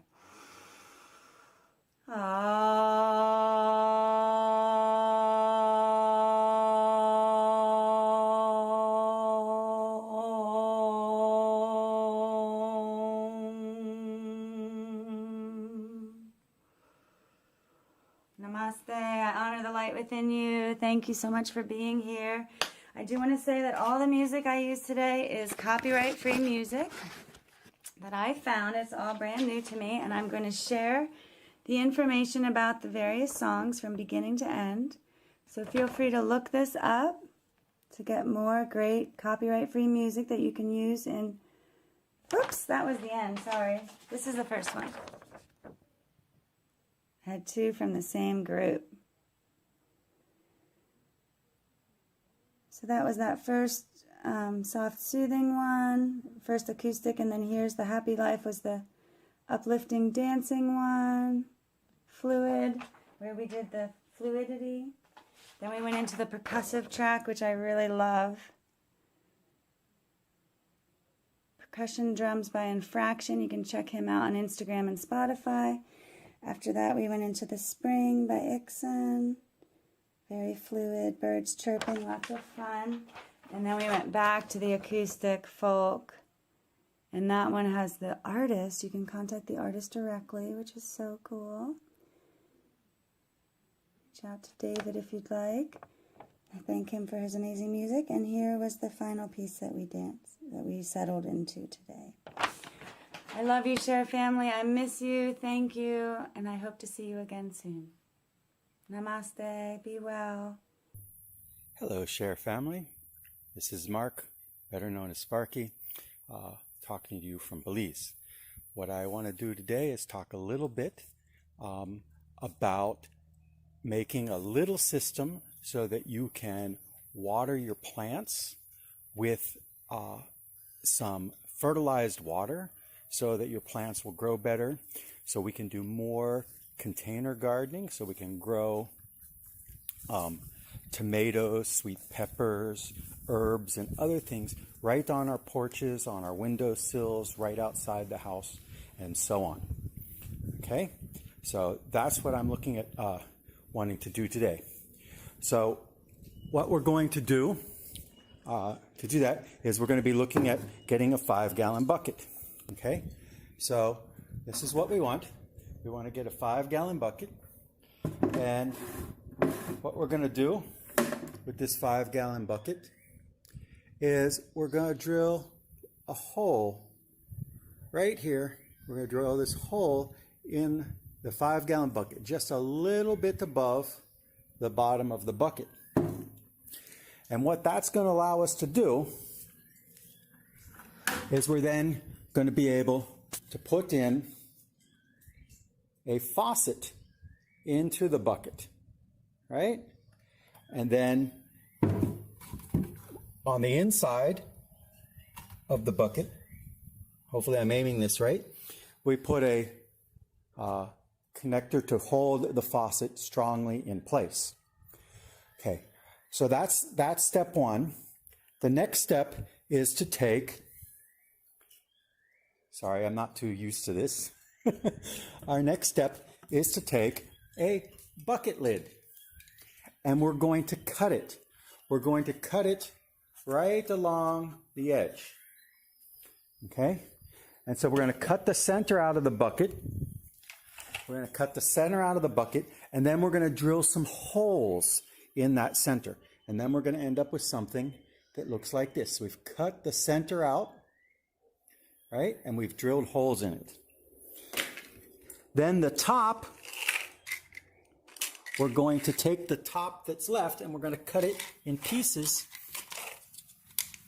so that it fits inside our bucket. See, what we want is for this top to fit down inside the bucket.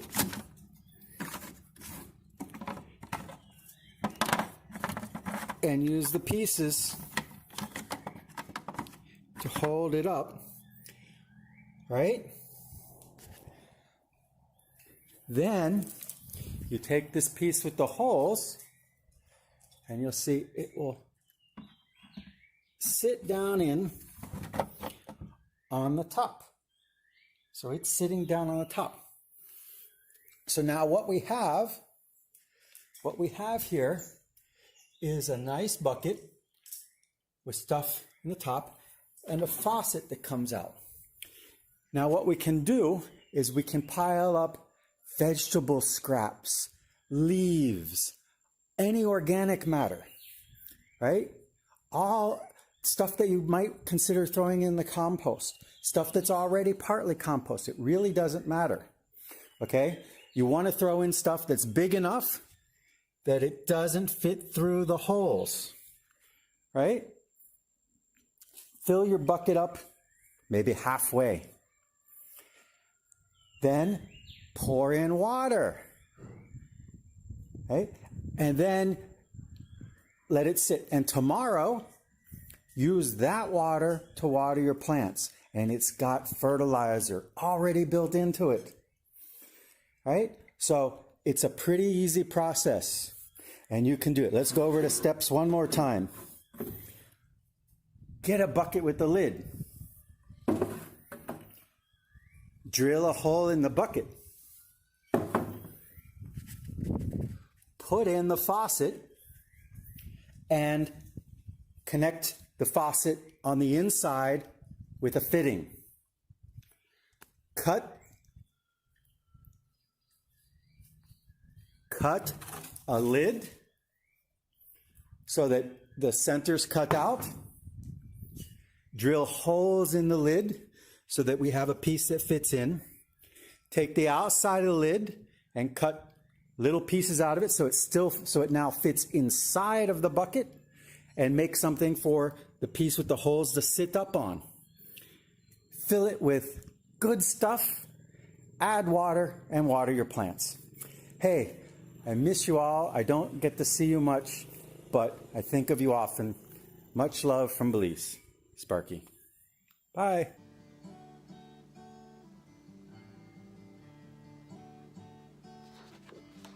Hey everybody, I'm going to do a little mini workshop today on supporting your immune system and the things that I like to use to keep my immune system strong and healthy, which seems really important these days in particular, right? You know, I'm sure you know about getting good sleep and getting adequate exercise, doing something that keeps you calm and peaceful, maybe meditating. Gardening is really good for that. I like to take a 30-minute walk with my dog every day. I'm fortunate that I live in a place where I can be outside a lot. I think that's really helpful. But mostly I want to focus in this little video on dietary additions and supplements that I personally like to use a lot. Probably the main thing that I do is I have a daily morning green drink. In fact, I'm enjoying it right now. And my current daily drink is, and usually it's not a sweet thing. I don't put yogurt in it. I don't put very much fruit in it. It will be a lot of fresh ginger root, the juice of a whole lemon. Sometimes I get inspired to grate some of the skin in there. That's good for you. Even the white part is good for you. Some cucumber, a handful of frozen blueberries that I keep in the freezer, turmeric paste, which I'll get to in a minute, the recipe for that. Lots of turmeric paste. And then depending on my mood, I might add some super foods like moringa or maca. Sometimes I might put collagen in if I feel led to, or a hemp protein powder. And then I blend that up really good. Oh, and greens.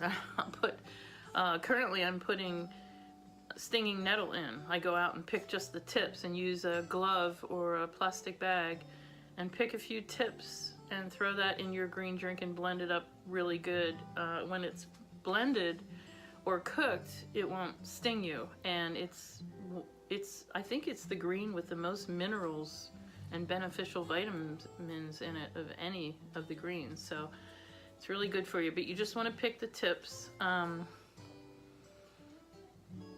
Of course, you can put kale and spinach in. That's really good too. So my green drink in the morning is not a sweet thing like a lot of people, I think about morning drinks. And then I always add in a shot, probably a shot's worth of my homemade fire cider. So that gives me a good nutritional boost in the morning. Turmeric paste.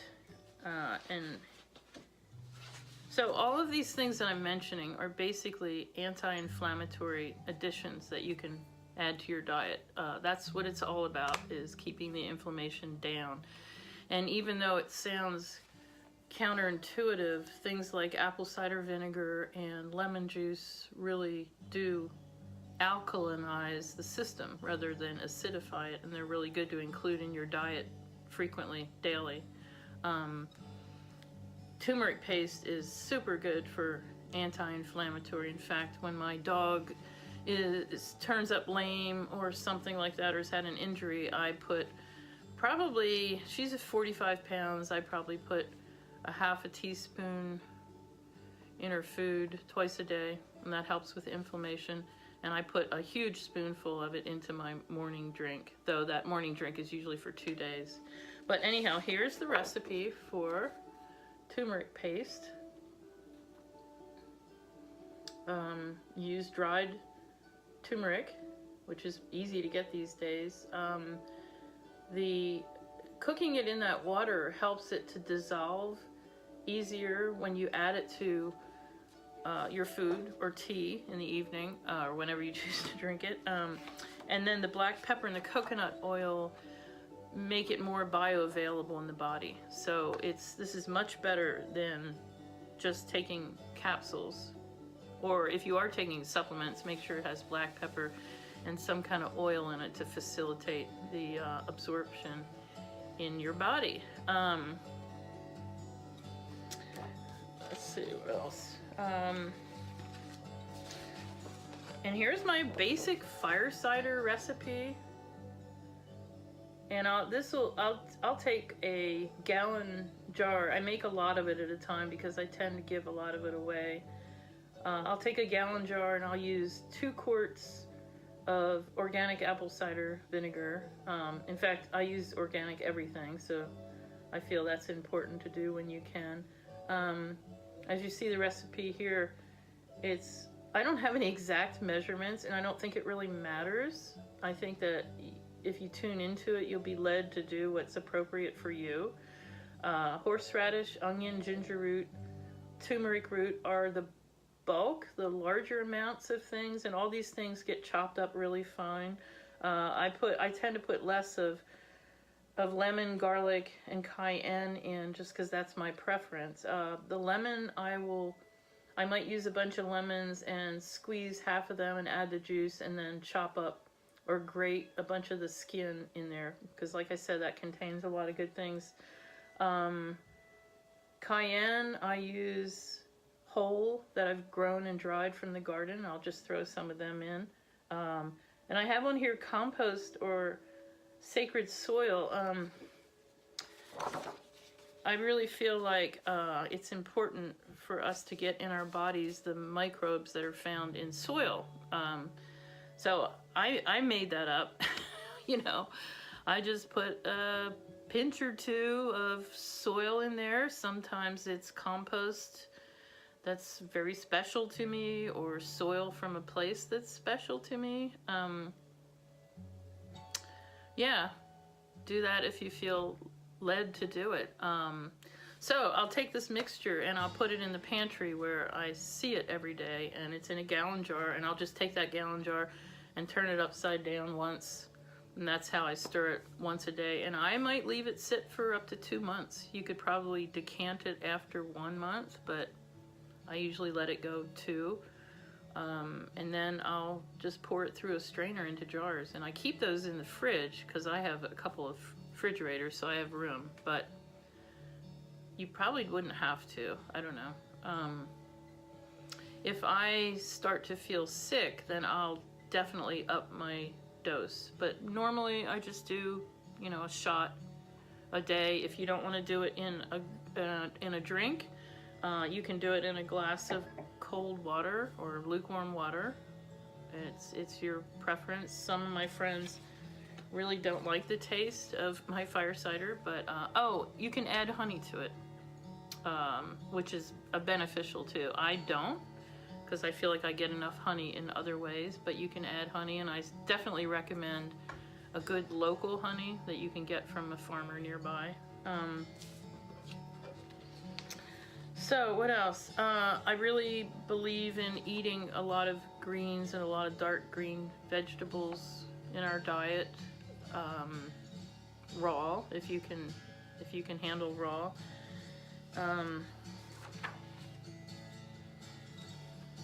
Another thing I wanted to mention, I've discovered this mushroom powder that I put on my salads or mix it into a cold drink every day. it's $35 for a pound, which is actually a lot, and that seems like a great price because it's all organic. But it has like can you see that?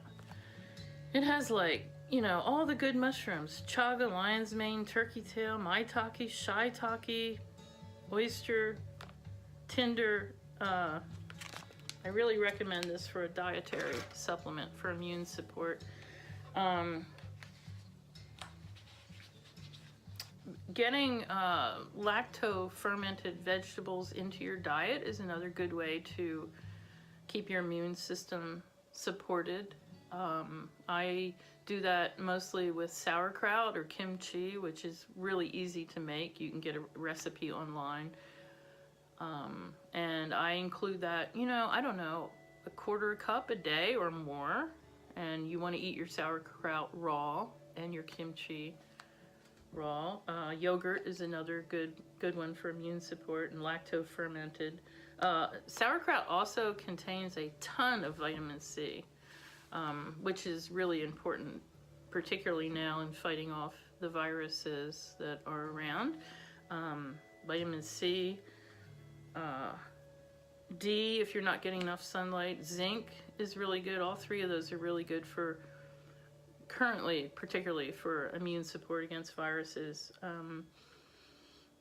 I tend not to do like echinacea, golden seal, and elderberry on a regular basis. If I'm anticipating being around people, or if I have been in a situation where I may have been exposed to bacteria or virus, I'll do echinacea and golden seal for a few days, or the elderberry syrup.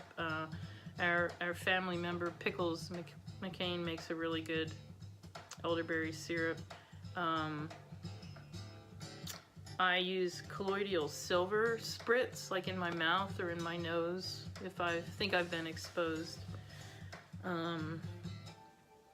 Saltwater gargle if I've been out and about. Astragalus, oregano oil, and GSE, particularly for if I feel like I'm getting sick, then I'll start dosing with those, up my vitamin C to the point where it almost causes diarrhea. You can take a lot of vitamin C. That's really good for blasting out viruses. Did I cover it all? I think on a daily basis, getting lots of garlic, ginger, lemon, and blueberries and apple cider vinegar into your diet is a good thing, as well as, like I mentioned, the dark greens.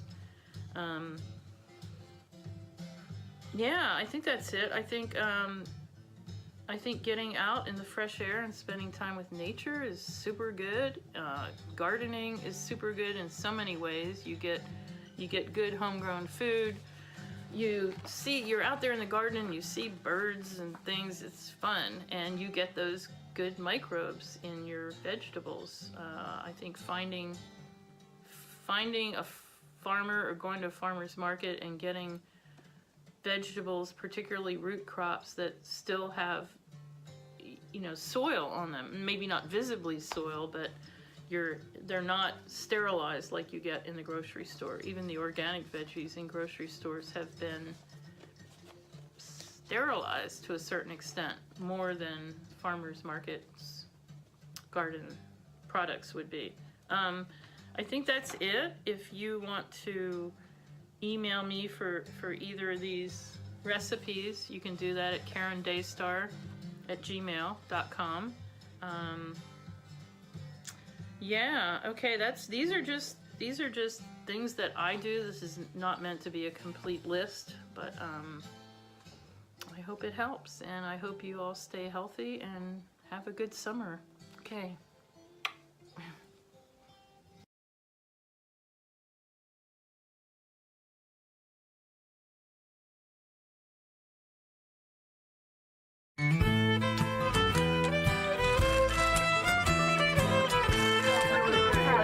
Thank you all for hanging out and enjoying this as the Share family players proudly present to you William Shakespeare's The Tragedy of Hamlet, Prince of Denmark.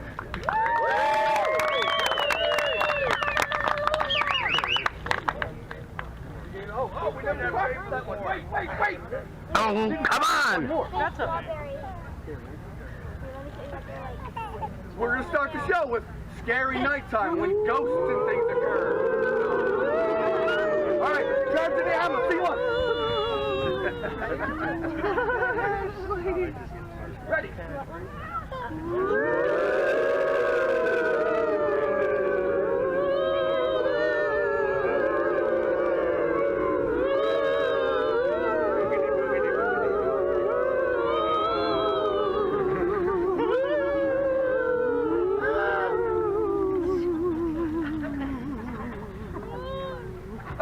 Who's there? Answer me! Long live the king! Get thee to bed. Oh, for this relief, much thanks. Whew. Hey, what? Has this thing appeared again tonight? Peace! Break thee off! Look where it comes again! Looks it not like the king? By heaven, I charge thee, speak! 'Tis here! 'Tis there! 'Tis gone! But look! The morn in russet mantle clad walks o'er the dew of yon eastern hill. Whoa. Let us impart what we have seen here tonight onto young Hamlet.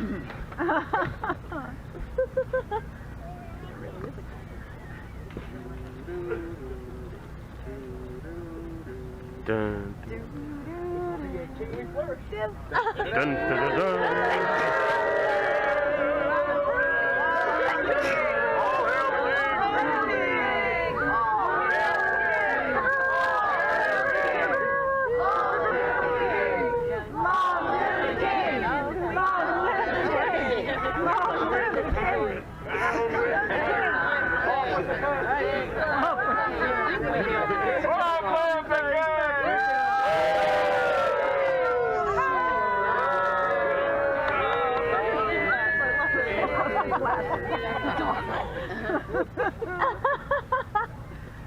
Though yet of Hamlet, our dear brother's death, the memory be green. Our sister, now our queen, we have taken to wife. But now, young Hamlet, my cousin and my son, a little more than kin and less than kind. Oh, that this too solid flesh would melt, that it should come to this, but 2 months dead? So loving to my mother, frailty, thy name is woman. Married with mine uncle, my father's brother? The funeral baked meats did coldly furnish forth the marriage table. My lord! I think I saw him yesterday. The king, your father, upon the platform when we watched. 'Tis very strange. Armed, my lord. A countenance more in sorrow than in anger. My father's spirit in arms? All is not well. Would the night were come. Would the night were come. Would the night were come. Would the night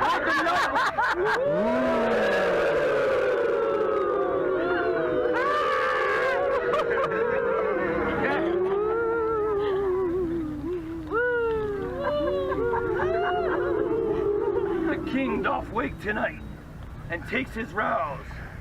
Though I am native here and to the manor born, it is a custom more honored in the breach than in observance. Look, my lord, it comes!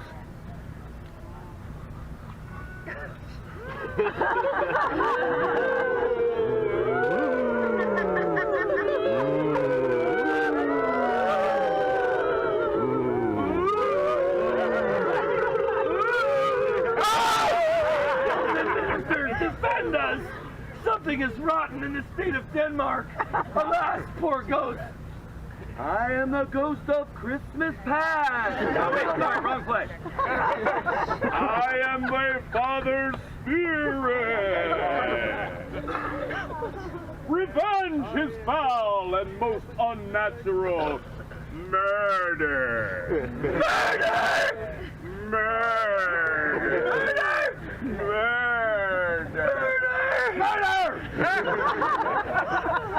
The serpent that did sting thy father's life now wears his crown.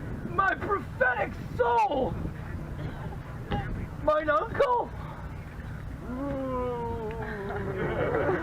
There are more things in heaven and earth than could even be thought of in your philosophy.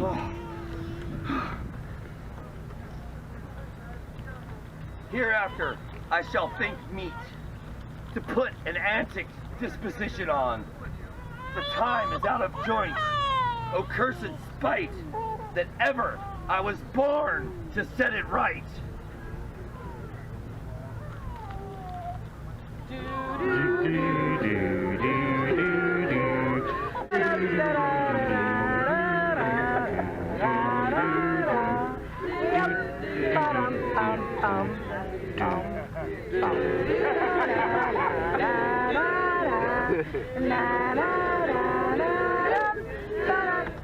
How now, Ophelia? What's the matter? I thought he was sitting in my sewing chamber with Hamlet, his two-blade all embraced, no hat upon his head, pale as his shirt, his knees knocking each other. A look so piteous he comes before me. Mad for thy love! I have found the very cause of Hamlet's lunacy. Look where the poor wretch comes reading. What do you read, my lord? Words, words, words. Though this be madness, yet there is method in it. I am but mad north-northwest. When the wind is southerly, I know a hawk from a handsaw.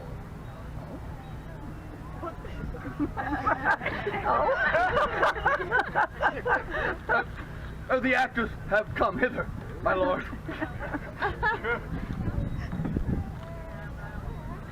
We will hear a play tomorrow. I have heard that guilty creatures sitting at a play have been struck to the soul, that presently they have proclaimed their malefactions. I'll have these players play something. Like the murder of my father before mine uncle. If he but blench, I'll know my course. The play's the thing wherein I'll catch the conscience of the king.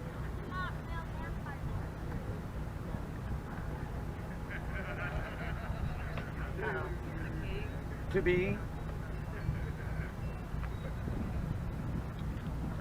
or not to be?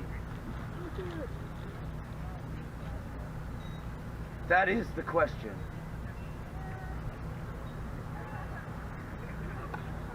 My lord. Get thee to an nunnery!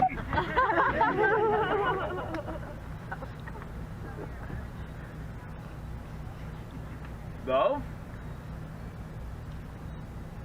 His affections this way, not this way, 10. There's something in his soul. There's something in his soul over which his melancholy sits on brood. He shall, with speed, to England!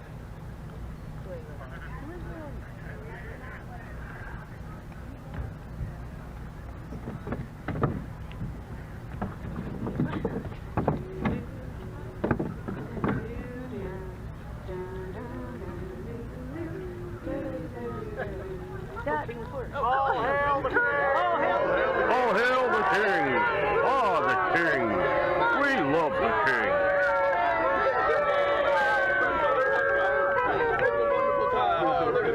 We're going to be seeing the play and lovely people. All the actors are present. This is wonderful, Your Majesty. I can't wait. Beautiful, yes.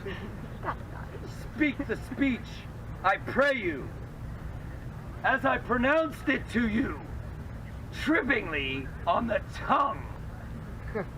Hold, as 'twere the mirror up to nature. We're now watching a play where a man murders his brother for his crown, his estate, and his wife. So, go ahead. It's Extend their independence.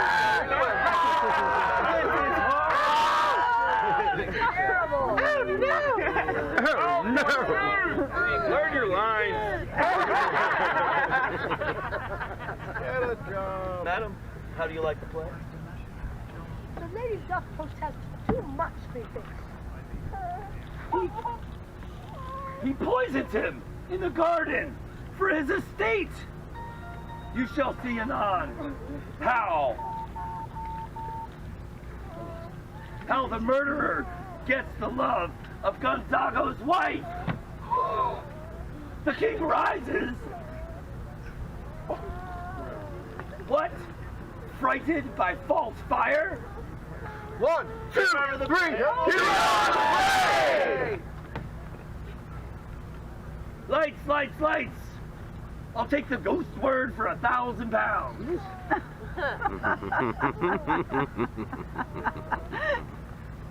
He's going to his mother's closet. Behind the arras, I'll convey myself to hear the process.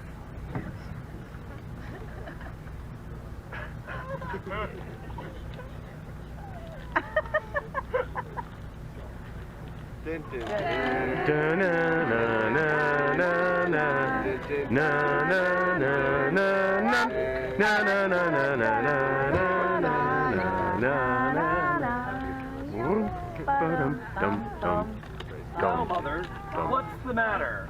Thou hast thy father much offended. Mother, thou father, much have you offended. What would thou do? Well, that must not kill me. Help! Help! Help! Help! Help!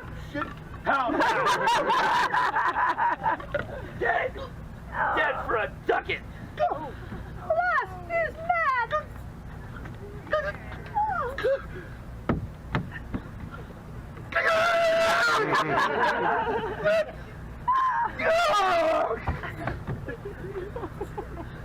I must be cruel, only to be kind.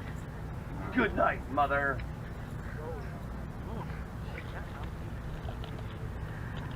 Dun, dun, dun, dun. Oh, the king! We love to see the king. His Majesty come forth.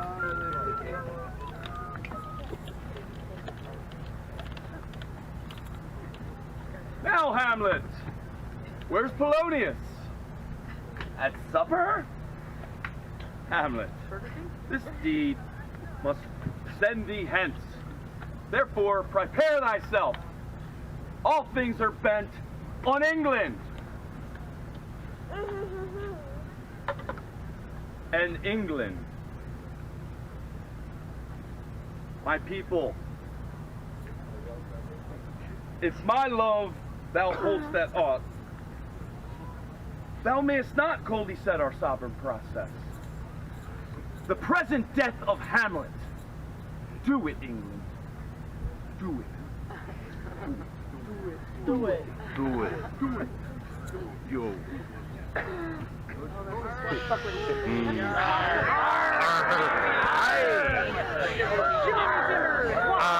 pirate's life for me. Avast! Avast! Scurvy! I'm on a boat!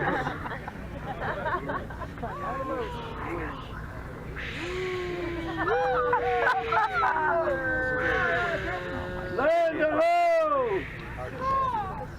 I'm in England!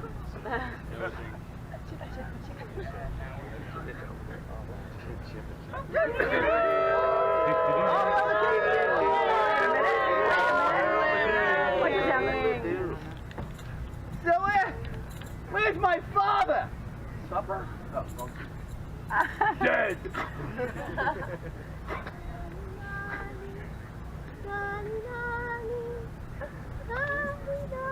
Is that girl from Drums or?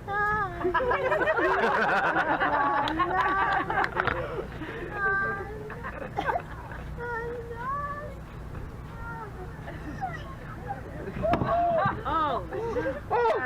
Heat! Dry up my brains! Oh! Kind sister! Hadst thou thy wits that could persuade revenge and could not move thus!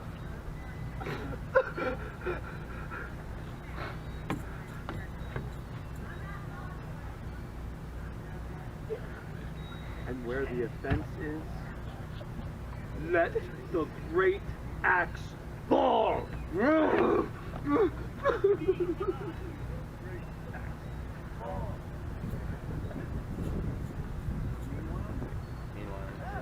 Na na na na na na na na na na na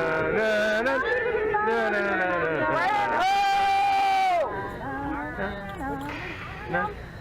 Back in Denmark. We were 2 days at sea. A pirate of very warlike appointment gave us chase. In the grapple, I boarded them. On the instant, they got clear of our ship, so I alone became their prisoner.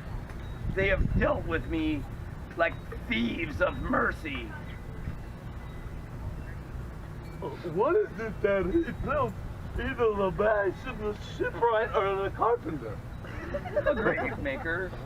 The houses he makes will last till doomsday.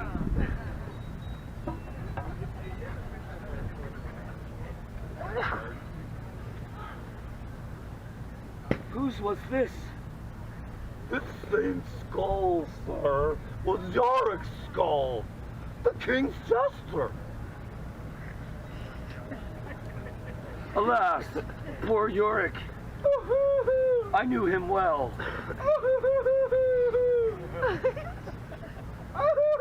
But soft, it's Laertes.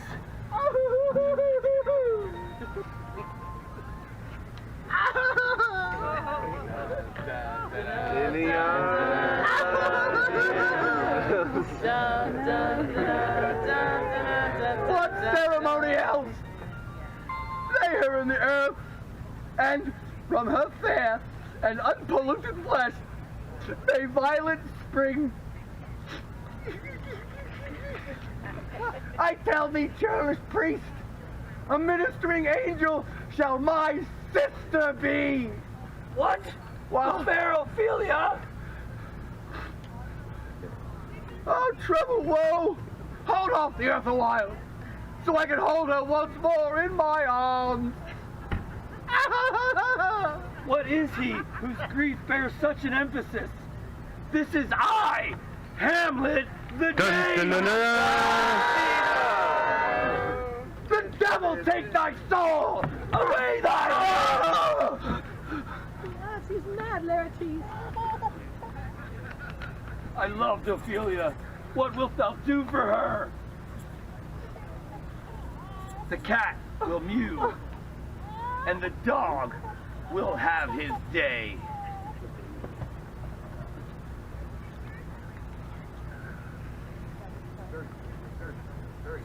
There's a divinity that shapes our ends, rough-hewn them how we will, but wouldst not think how it's all here about my heart, but 'tis no matter, we defy augury.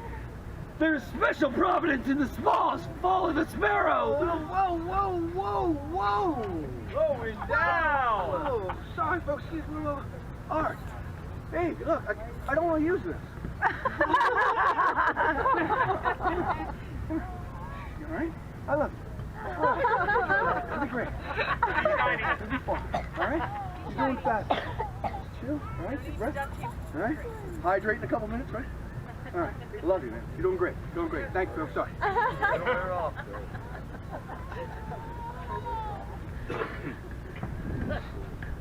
If it be now, 'tis not to come. If it be not to come, it will be now. If it be not now, yet it will come. The readiness is all. Long live the king! Long live the king! I heard he murdered his brother-in-law.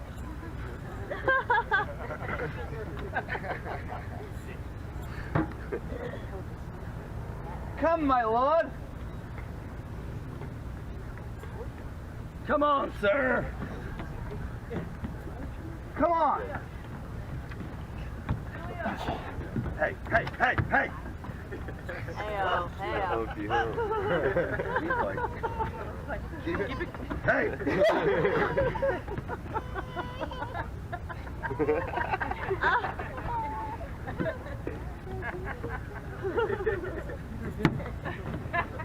Let's get it on.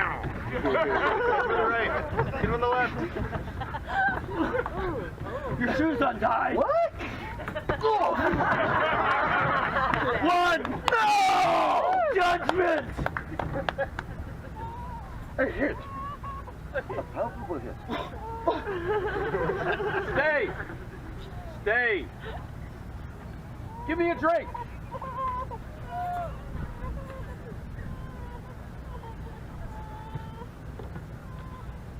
This is poison.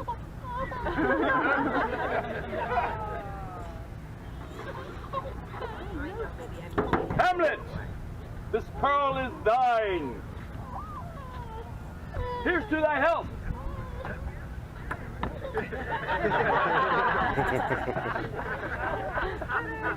Hey, give him a cup.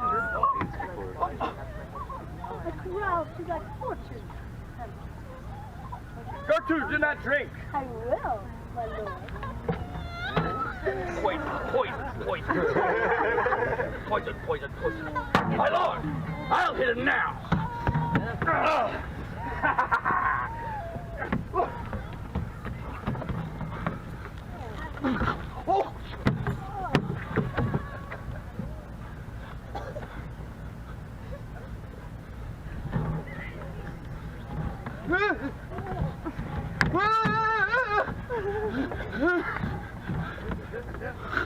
Your shoes untied again? Oh. Hurt them! They are incensed! They bleed on both sides! I am justly killed by my own treachery! My drink! My drink!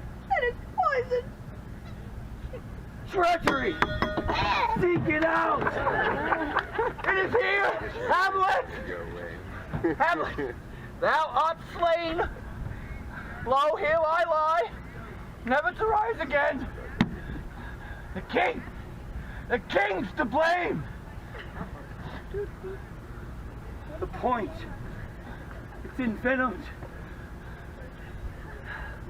Then thy venom to work.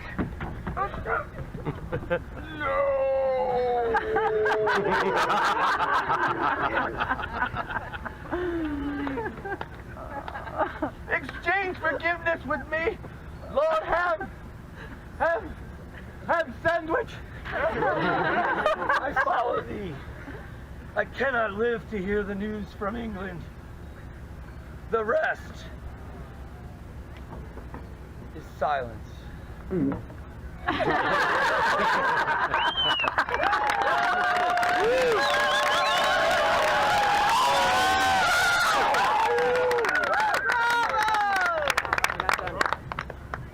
Sorry I'm late, guys. I couldn't get an Uber. AT&T said it was going to be 500 years before I had service in this market.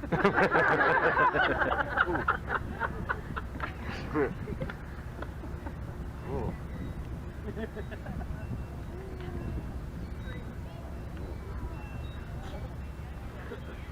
Good night, sweet prince.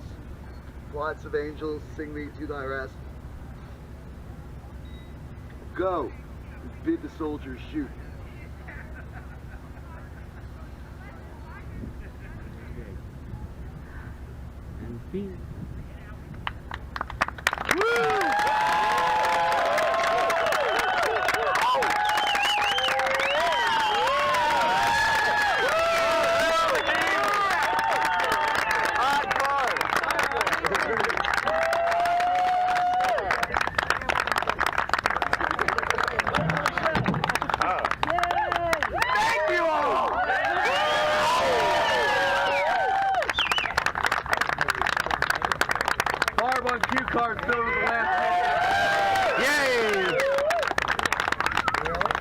We'll forgive her for the time she was on her phone. As our props master, who made sure we had our skull and our weapons and our pillows and everything, and he was Fortune Brass and Osric, Cowboy Dave Neal. Playing Gertrude and Ophelia, the incomparable beauty, that is Annie Johnson.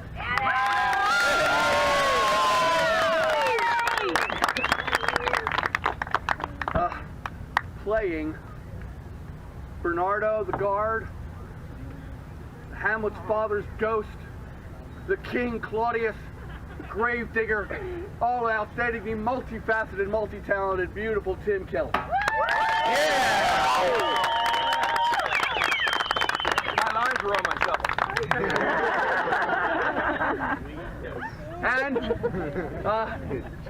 the guy who had, well, first, I'm Philip. I played Horatio, Polonius, and Laertes.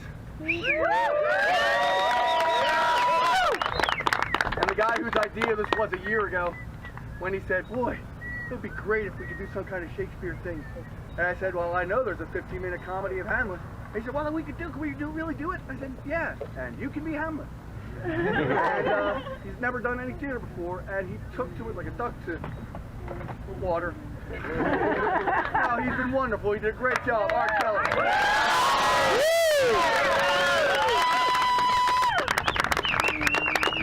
Yes.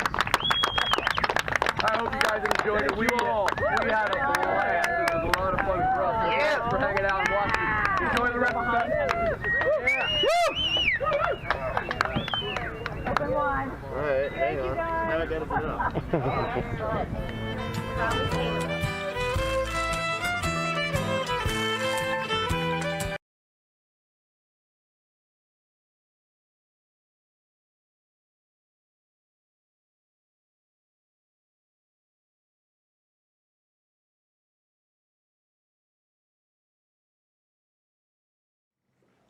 Family, I got 3 words for you. Kids are everywhere. Especially in these time and days, they are all around us in our homes. We are trying to teach them as best as we can. We got some great kid workshops. We have a very unique kid parade performance for you. So please stick around. Go grab your kids from the other room. Bring them in. Grab something to bang on. Let's have a good time. Hi, it's Jolly from Kidville. And Scarlett. And we wanted to show you a little project that we made at home. We figured out a way to make a secret code or secret messages to each other using some simple supplies that you might have at home. First, you'll need to grab a cardstock or a piece of paper, white paper, that's thick enough to be able to hold paints, like watercolor paints to it. Okay? Then you'll need a white crayon. All right, and you'll need to have some watercolor paints and a paintbrush. Good job. Yep, and there's our paintbrush. And you need to have a space that you check with your folks first, of course, because you're painting. Where's a good spot to do this? All right, we're going to use our kitchen table here. We have newspaper underneath to absorb any paint that might make it elsewhere than the paper. So what Scarlett's doing now is she's going to grab her crayon and write her secret message to me, or to you, I should say. She's going to write some type of secret message. All right. When she's all set, what are you going to do next, Scarlett? I'm going to take my brush after I dipped it in water and dip it in one color that I choose and go over top of the writing. Go over top of the writing with the watercolor. Will you hold it up, baby? So everybody can see what it says.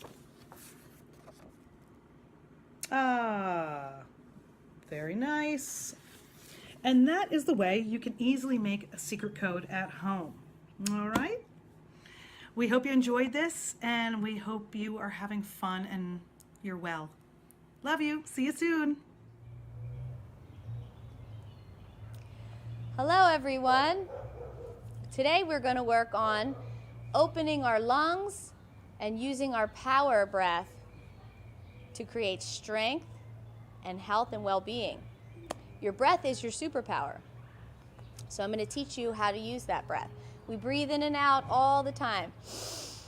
But sometimes it's very shallow. We're going to do deep breaths. So we're going to reach up and breathe in and stretch our arms up. And then we're going to breathe out. Bend your knees and blow it out strong. So reach up. Breathing in, and then bend your knees, blow it out. Look forward. So my arms are back here like I'm skiing. Reach up, breathe in, and blow it out. We're going to do this again. Feet are flat. Breathe in and breathe out. Hold it here for a second. We have our feet strong on the ground. We're pushing our sit bones back, belly tight, looking up. Reach up, inhale, and exhale. Blow it out. Now we're going to reach our hands down. Knees are bent. Your belly's on the tops of your legs, bending your knees. We're going to just gently straighten one leg at a time. Drop your head down. Roll your head side to side. We're breathing in and breathing out. We can reach up and make some space and straighten your knees, or keep them bent. And then exhale, fold. I'm bending one knee and then the other knee. Reach it all the way up on the next inhale. Inhale up. Exhale, bring your prayer hands down to your heart. Stand here for a second and feel the difference in your energy. Breathe in gentle. Breathe out. Feet are flat on the ground, strong. Your legs are strong. Your belly's tight. Everything's in a straight line. Drop your hands down to your side. Reach your shoulders up to your ears. Inhale. And then roll them down and back. Exhale. Do that again. Reach up. Inhale. Squeeze them up. And then exhale. Roll them down. Big breath in, reaching up. Exhale, folding down, bend your knees, hands to the ground, step your legs back. We're coming to the top of a push-up. This is called plank. Holding here, belly tight. We're going to do something called mountain climbers. We're going to do fast breath, in and out. We're going to do inhale, exhale, just like you're climbing up a mountain.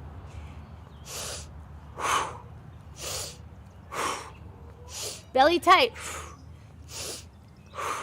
Hold in the top of a push-up, pressing through your heels. You can rock a little bit. Belly's tight. Gently come down to your belly. Reach up, open your heart, press through your hands, and then exhale. Relax. Curl your toes under, press back up into the push-up, up to the top of a push-up. Press your sit bones up to the sky. Stretch, bending one knee at a time.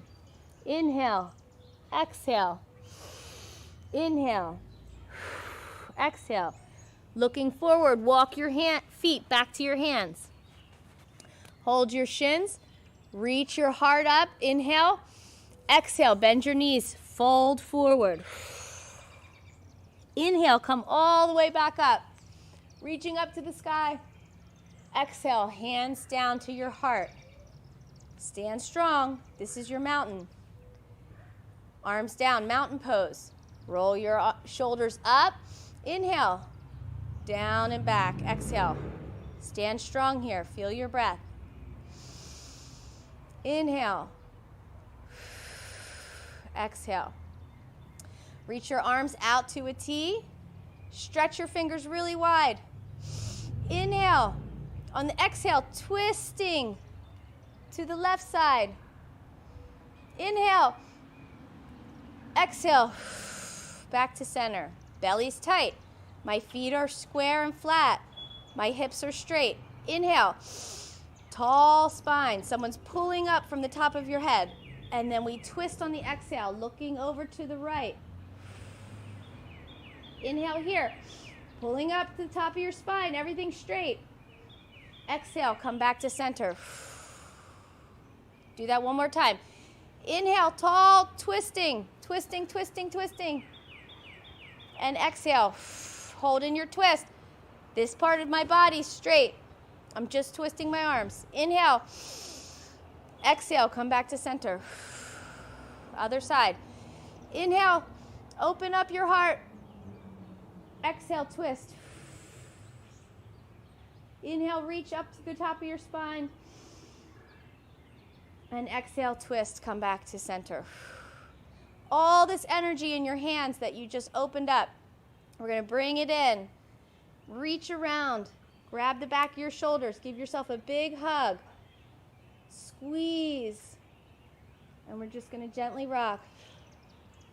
And feel all that energy in your hands, in your heart, and all the love that we can feel for each other in a big, giant hug. Nice. I love that hug. Reach up, inhale. Exhale, hands down to your heart. And drop your hands down to your side. Now standing here in our mountain pose, we're going to feel our breath. Really gentle, just let your breath be natural. And you can feel how strong you are. Now you have superpowers. You can do that anytime you want. Hi, it's Jolly from Kidville. Scarlett and I did a number of projects and we wanted to share one of those with you today. We grew food from food scraps that we had at home. And you can do that too. It's actually very easy, but you will need an adult to help out with some of the cutting. Let me show you what we did. Once we were done with our celery, all right, which looks beautiful, has a pretty little flower shape to it. We take this, and you're gonna need, this is where you need the adult to have with a knife and cut off the bottom piece right here, just like this, okay? You wanna put that into a shallow cup of water, and you're gonna wanna change that water every day. In approximately 2 weeks, you're gonna start to see little itty bitty white things growing out the bottom. Those are the roots. That's when you know that the plant is ready to be planted, okay? So what you'll need to do is grab some soil, okay? Make a space in the soil once the roots are there, and you're gonna wanna take your piece and plant it right in there, okay? Cover it with water, cover it with soil, and then water it pretty good, all right? What it turns out to look like is this. This is our plant that we grew. This is our celery. Scarlett named it Share, because we like to name our plants around here. So this has been growing for about 3.5 weeks now, and we can't wait to be able to harvest it. All right. Another type of vegetable that we grew was peppers. I saw this from a video and we tried it this way.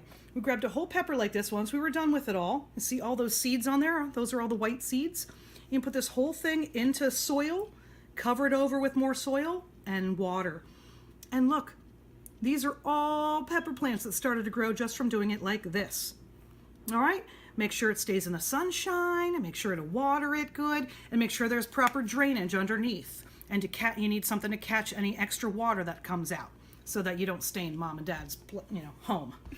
All right, there's a lot of different things you can do. Please go ahead and look it up because there's lots of different plants that you can grow from food scraps. Thanks so much for checking out this video, and we hope to see you soon.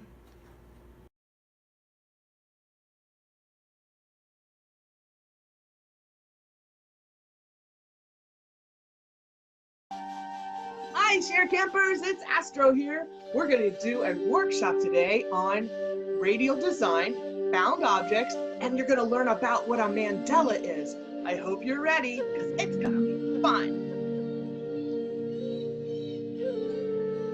First of all, what does it mean? What does the word mandala mean? Well, mandala means circle, and it is often used as a spiritual symbol to represent the entire universe. There's a vast variety of mandalas across many cultures, dating as far back as prehistoric times.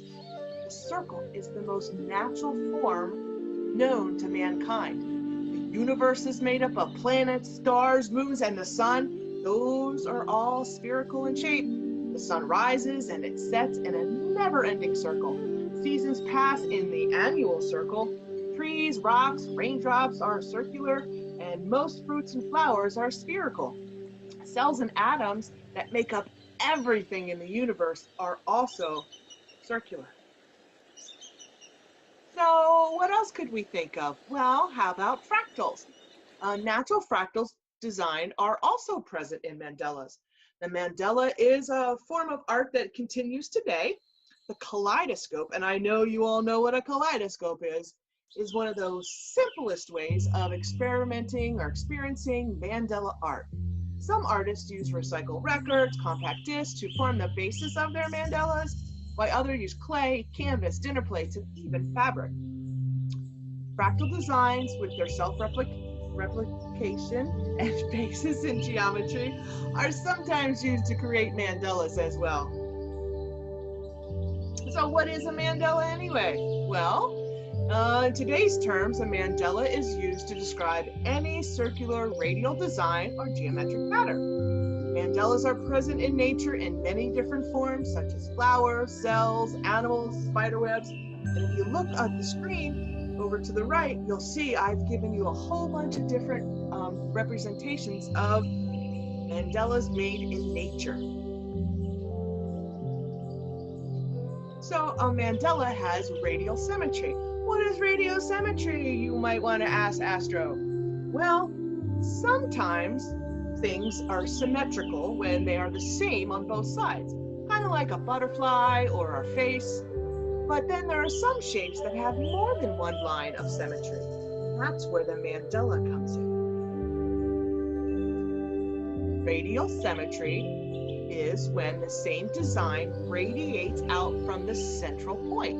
If you look at these examples I have here, there's a couple, well, some nature, some found objects. I see books, I see a pizza, and two other really beautiful found objects with rocks and different things. One of the things you also want to think about is your central point. That's the one thing that's going to be different than everything else, and everything's going to radiate out from the center.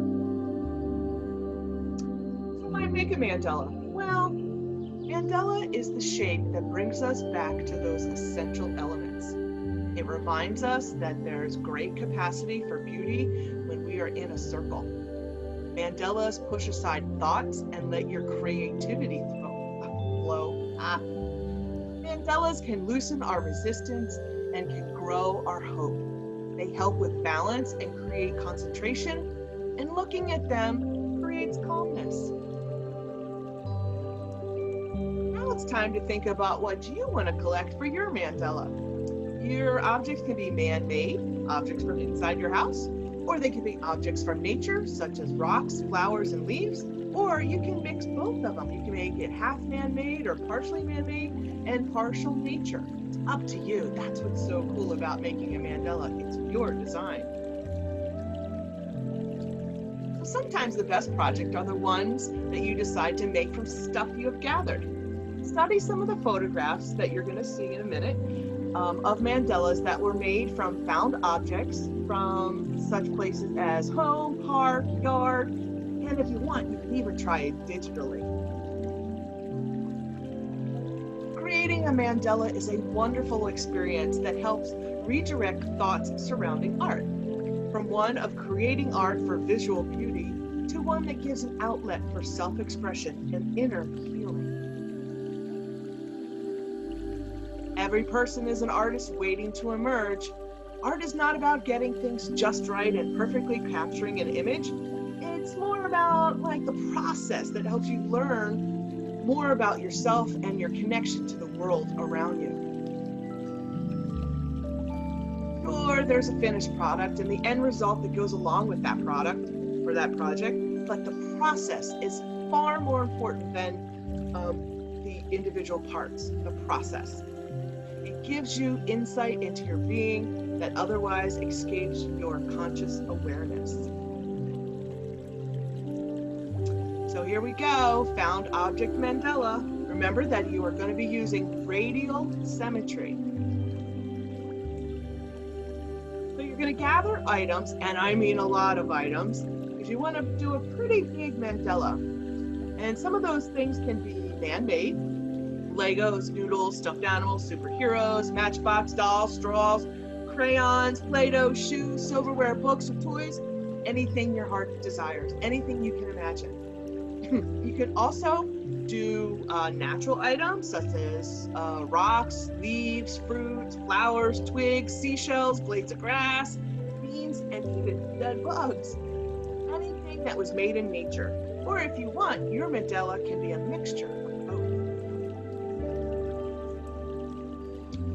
So, step 2 is you're going to start with the center. What could you use in your pile that could be the one centerpiece that you can think of?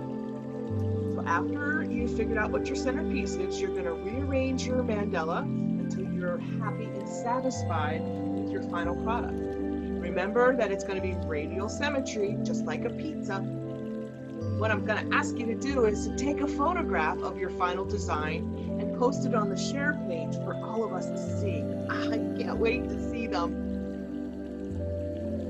So thanks for watching, stay safe, and remember, shiny starts on the inside. Share family forever. Hope you have fun doing this project, and I can't wait to see your pictures and your final product. I'm so excited!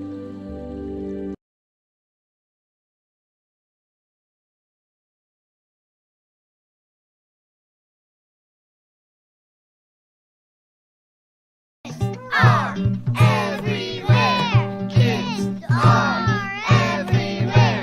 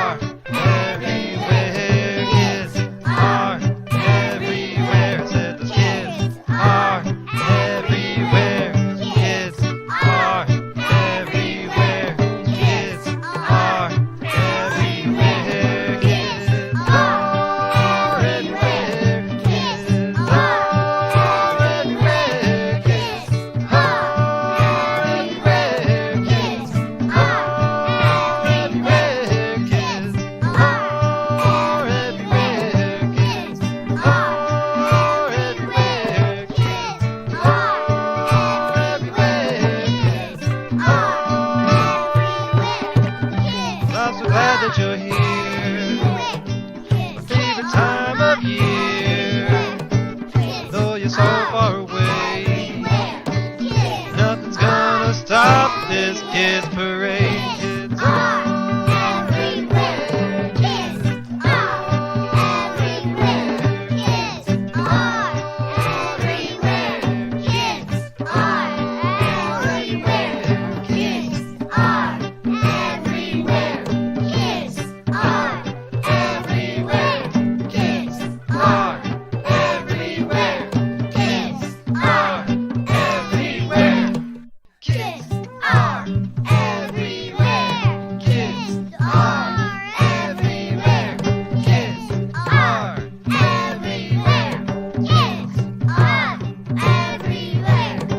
Kids are everywhere. Kids are everywhere. Kids are everywhere. Kids are everywhere.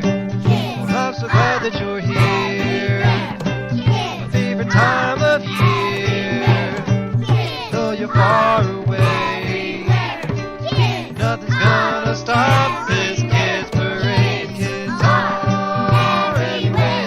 Kids are everywhere. Kids are everywhere. Kids are everywhere. Kids are everywhere. Kids are everywhere. Kids are everywhere. Nothing's gonna stop this kids' parade. Everywhere, said the kids are everywhere. Said the kids are everywhere. Kids are everywhere. Kids are everywhere. Said the kids are everywhere. Kids are everywhere. Kids are everywhere. Kids are everywhere. Kids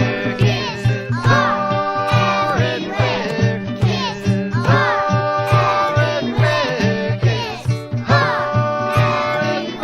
everywhere. Kids are everywhere. Kids are everywhere. Kids are everywhere. Kids are everywhere. Kids are everywhere. I'm so glad that you're here. My favorite time of year.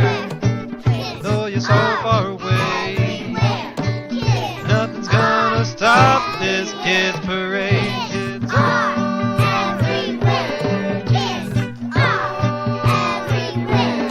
Kids are everywhere. Kids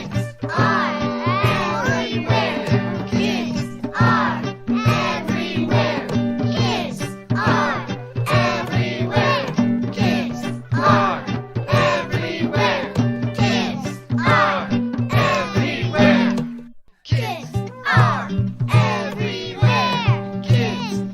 are everywhere.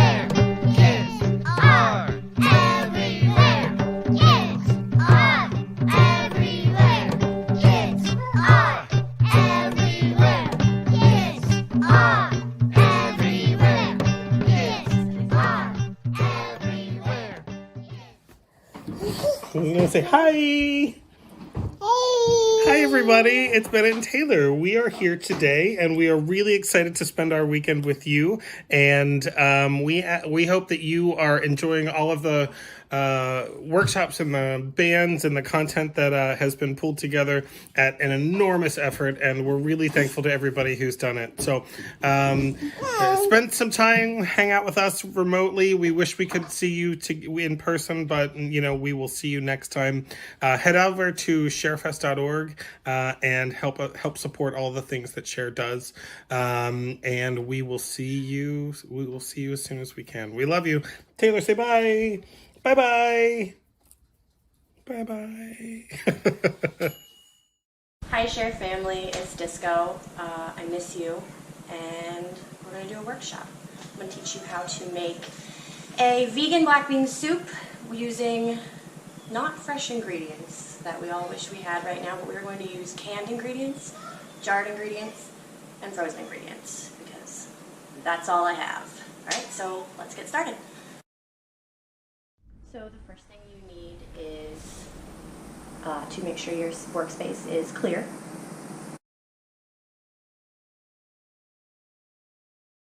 Alright, so the first thing you need is olive oil. I'm going to put up an ingredient list right here.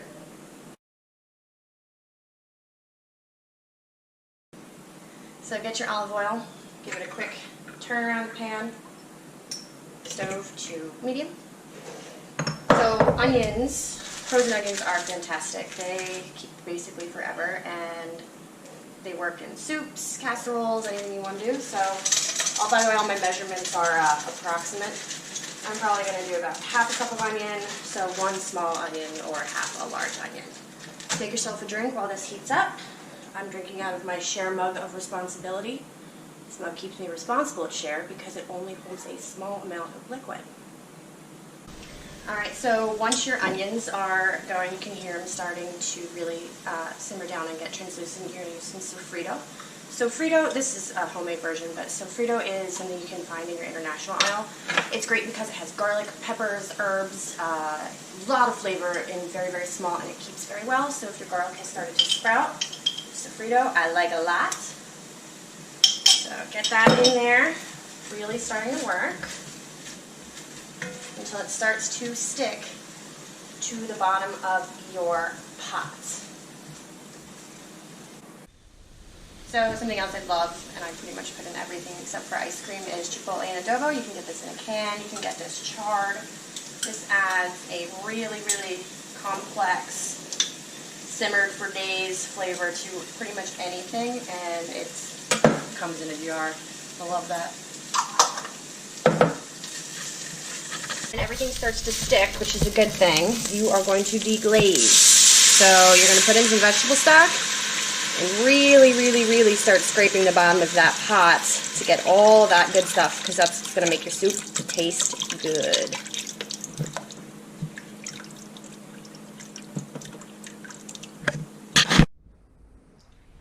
So next thing you want to do, I have some dried ancho chilies here. I cut off the top. You can hear, I don't know if you can hear that.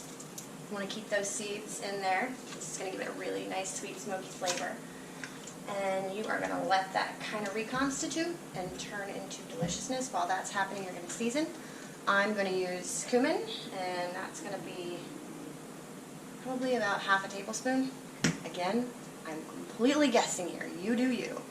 Adobo is another one of my favorite things. This is salty, so just keep that in mind when you're seasoning. That's probably half a tablespoon, 2, I guess. Cayenne, this is the spicy one, so I like spicy. No one else in my house does. So I'm going to use like a shake, like nothing. Oregano, yeah, oregano makes every Mexican-inspired dish taste 100 times more authentic. I like a lot. It's probably half a teaspoon. Black pepper, that's all up to you. I like a lot, but I like a lot of seasoning and I like a lot of flavor, so. And I prefer kosher salt. I think it breaks down better as it cooks. This is all you. I like a lot of salt. I put salt in my pizza because I'm a crazy person. Lime juice. You can use fresh if you have a fresh lime, but we don't. So this is just going to kind of brighten it up a little bit, give it some acid. Hey Mike Banks, you like Movest? Okay. So once your dried chilies, if you decide to put them in, because you can do whatever you want, once they kind of start to reconstitute, you're going to get 2 cans of black beans and a can of corn. Take about half of the black beans from 1 can and set them aside. You don't want to take those in yet. What's left, you're going to put that in your soup. Give it a stir, and next thing is you're going to blend it somehow. You could use a potato masher if you don't have a blender. If you like kitchen tools like me, you have an immersion blender, and just stick that in there. Just stick it in your regular blender, however you want to do it. This is going to be so loud.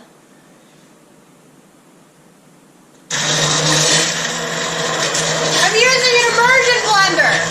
It's a blender that you can immerse. You can turn that. All right, so now that your soup is blended however you wanted to blend it, take those leftover beans that I told you to hang on to and that can of corn. Make sure everything is really, really rinsed and drained. Take that and add it. The corn is going to give it a really beautiful sweetness, and the beans are going to give it some more texture because nobody likes boring soup. So that's soup. You can cook that for as long or as little as you want. The longer it cooks, the better it's going to taste. Just keep it on low, low, low, low, low. Taste it while you're cooking it. I'm going to taste mine now.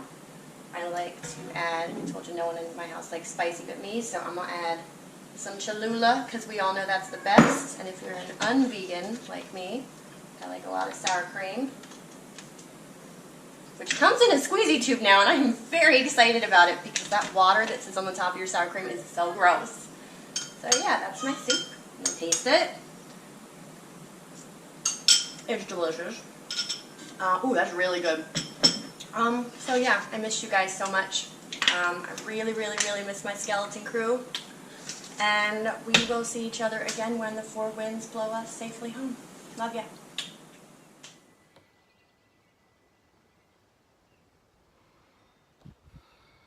Hey, Share family. I'm Karen Daystar, and I wanted to share a little bit of my story during these strange times that we're living in. I've been part of Share family for 26 years, not missed a beat of it, been very involved. It's been my anchor. It's been a source of strength and love, and as for many of you, it washes away our winter blues and restores and renews us for the year ahead. And we're not going to have that this time, are we? My journey through this Corona time has been solo. I live here by myself, or with my dog, and initially when I locked in a couple months ago, I became very afraid and anxious and grieved the loss of movement and freedom and particularly contact with other people. I live alone by choice, but this has not been a choice to be with people, and I focused way too much on what was ahead. When would I hug another human again?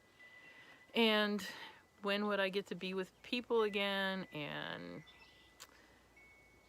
all those fears about the future. And I went through that for a couple weeks. It was tough and unlike me, really. And then what brought me out of it was I was sitting at the window and I saw the turkey vultures arrive en masse, maybe 12, 14, 16 of them out in the yard, and I went running out the door, as did my dog, and danced in circles as they circled overhead. I should mention here that they've been my spirit animal for a long time, and my dog also seems to connect with them too, probably because I do. And so we just danced in circles and yelled and sang, and I felt this huge weight lift off of me. Their message is, make use of what you have, live in the moment. And since then, I've tried to focus on that. I seem to be okay if I just focus on this moment, and this moment can be really good. When I think about the future and missing Share family, missing all the campouts with my friends and music jams, it can hurt my heart. But yeah, we need to focus on the positive. I think that this is a time that has a lot of wisdom in it for us, personally and globally and earthwise. I think that we have this opportunity to slow down a little bit and get new perspectives on what's inside of us and what's outside of us, and what we want to keep and what we want to get rid of, how we can heal ourselves and our community and our families and the earth in particular. I think there's a lot of messages coming through right now, and I want to give a message of hope. I think that even though these times seem really hard, we can come out of this on the other end with good things. It all starts inside of each one of us. Practicing gratitude, keeping an attitude of gratitude every day is super important. Looking for the positive in everything. It's always there somewhere. Making art, making music, staying in touch with nature, and particularly finding ways to make other people's journey a little lighter and happier. Look for ways to brighten somebody's day.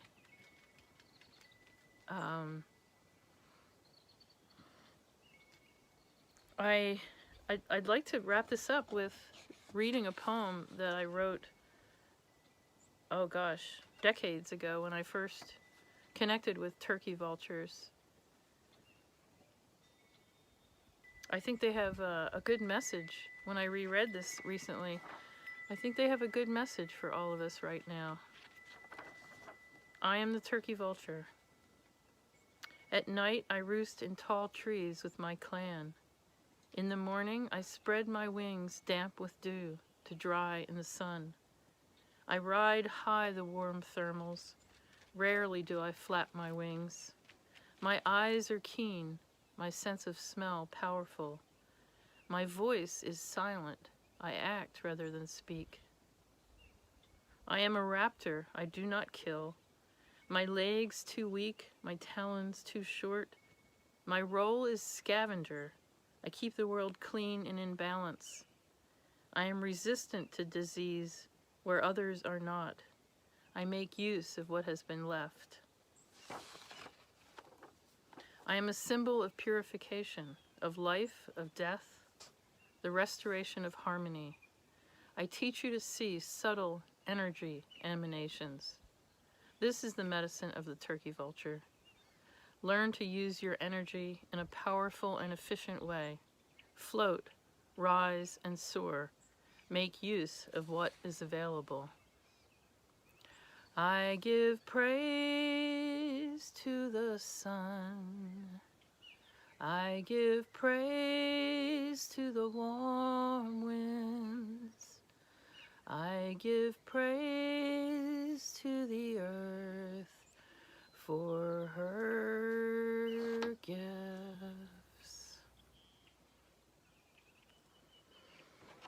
Love and sparkly, shiny, share family light to all of you. Have hope. We'll get through this and we'll be better on the other end. I can't wait to see you all again. Thank you.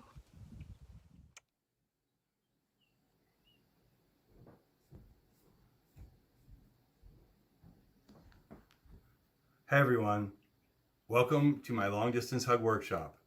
This is my home, and today we're going to be learning how all distance is false, all separation is an illusion, and how love can reach across the universe and be hugged wherever you are right now, sheltering in place. And I just want to let you know that I love you. I love you. I love you and you and you and you, and I love all of you. And today's workshop is dealing with long distance hugging. We're all one, and today we're going to practice a little bit of how to feel that in your homes, no matter how separated you feel, no matter how alone you feel. Today we're going to learn how to hug long distance.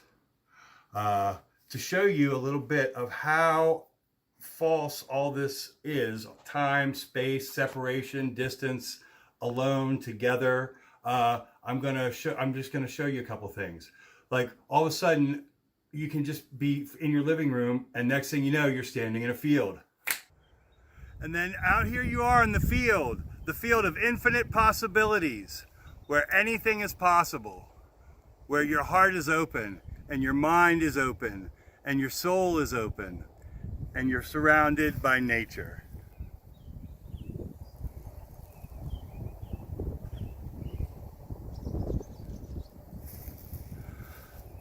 And then all of a sudden, your clothes change and you're in a caftan and some sort of a headdress.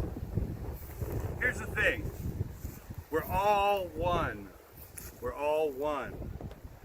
And I want you to understand that right now I'm in your living room or in your car or wherever it is that you're watching this. I'm there with you right now. My heart is with your heart. My soul is with your soul. And very soon we are going to be hugging. Long distance hugging. And I love you. Oh, not enough clothes. Oh, that's better. Whew. Okay, now to get you in the mood for this long distance hug, I want to bring in something that I think everybody understands.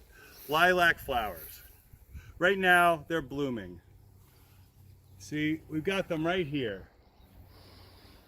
You inhale and you can smell that. The perfume is so heady and so heavy. Do you smell it? That's what I'm talking about. See, you're here with me right now. Okay, now we're getting somewhere. Okay, everybody. Now I want you to relax. I want you to take a big, deep breath in through your nose. And then let it out through your mouth.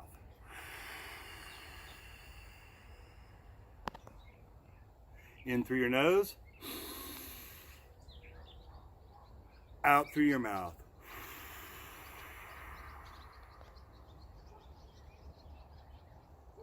All right. In through your nose. Out through your mouth. Okay. Now we're getting there.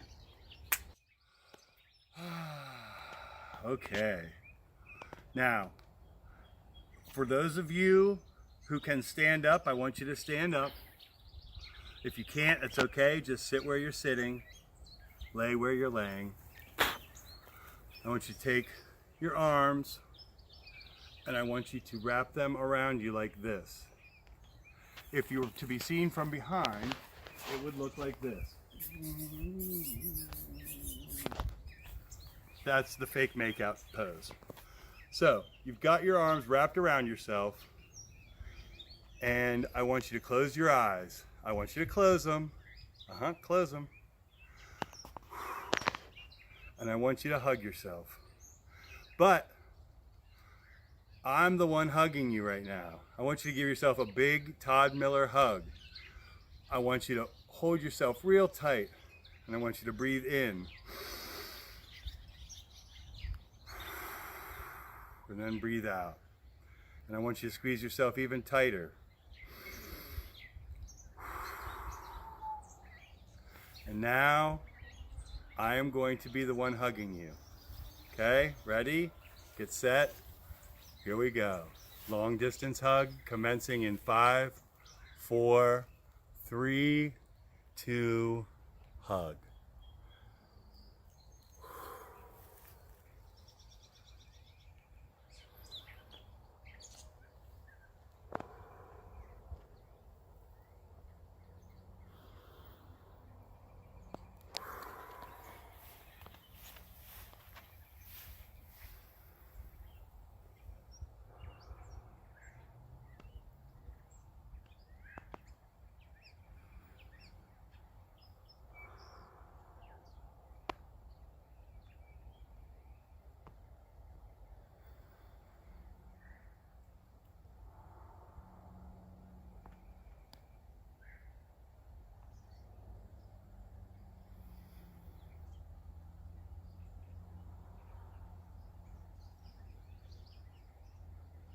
And that's all there is to it.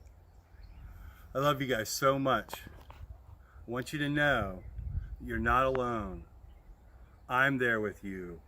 The people who are in the room, if there are any, are there with you. The people who are watching this webcast are there with you right now. And we're always all together. I love you so much, and I want you to know my heart is with your heart. My soul is with your soul. And someday, in the hopefully not too distant future, our bodies will be together again up at Harper's Memorial Park. this has been my hug workshop. I love you very much. Take good care of yourselves. And I'm gonna put a little bonus link on the bottom here for you to see me doing some songs when this is all over today. You can go there and check out some songs. I love you. Take good care.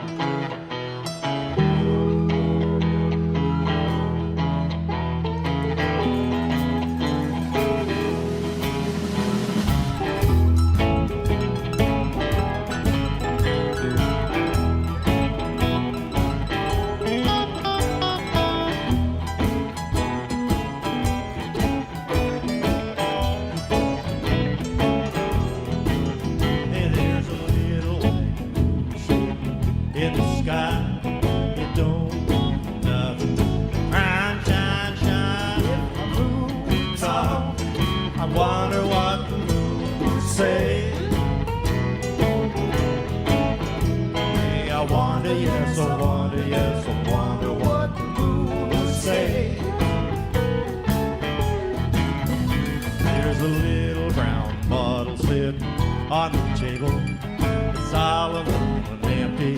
It's got a nice label. If the bottle could talk, I wonder what the bottle would say. I wonder, yes, I wonder, yes, I wonder what the bottle would say. You know, I had me a lover. She tried, finally had to leave her. Talk. I wonder what my heart would say. Hey, hey, hey, hey, hey. I wonder, yes, I wonder, yes, I wonder what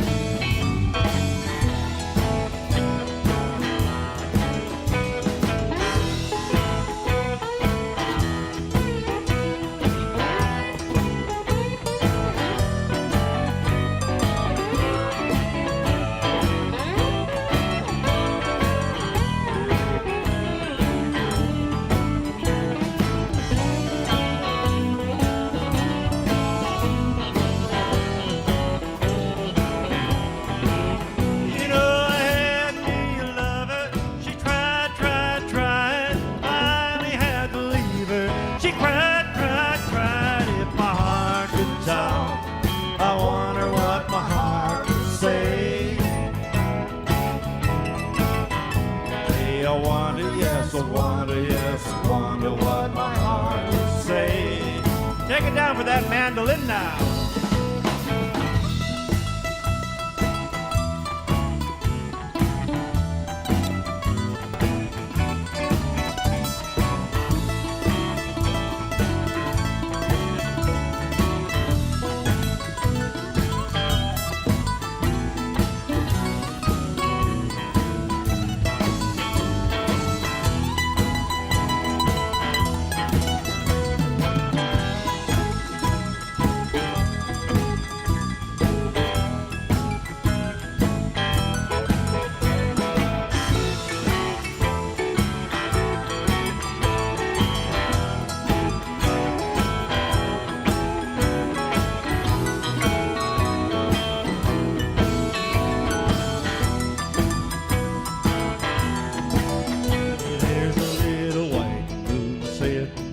in the sky.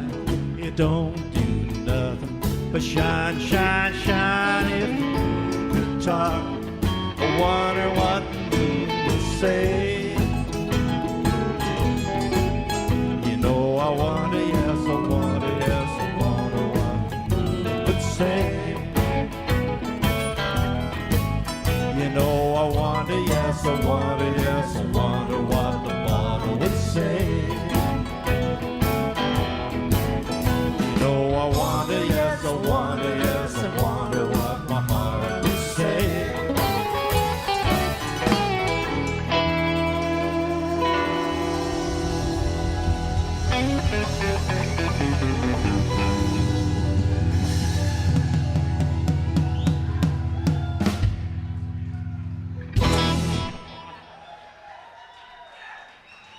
Thank you. That's a song by a fellow named Mark Dawson. Used to work with Hoyt Axton many years ago. All right. Well, I'm just 100%. Actually, the first time I actually met any of these folks, I went down to a place called the Cafe MJ. That's right. In Harrisburg. That's right. I moved there from Anchorage. And I read in the paper that there was an open mic night down there. And I went down, I met Neil and Connie. That was my introduction to the music scene in Harrisburg, and then I went to Nashville for a year and a half. You have to understand that a crazy Canadian cowboy with 25 years on the road kind of stood out a little bit in this open mic night on 6th Street in Harrisburg. We definitely noticed.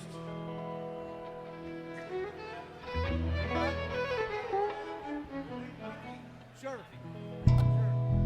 There's a place up in northern Montana and southern Saskatchewan where the Missouri River runs up through that country called the Big Muddy Badlands.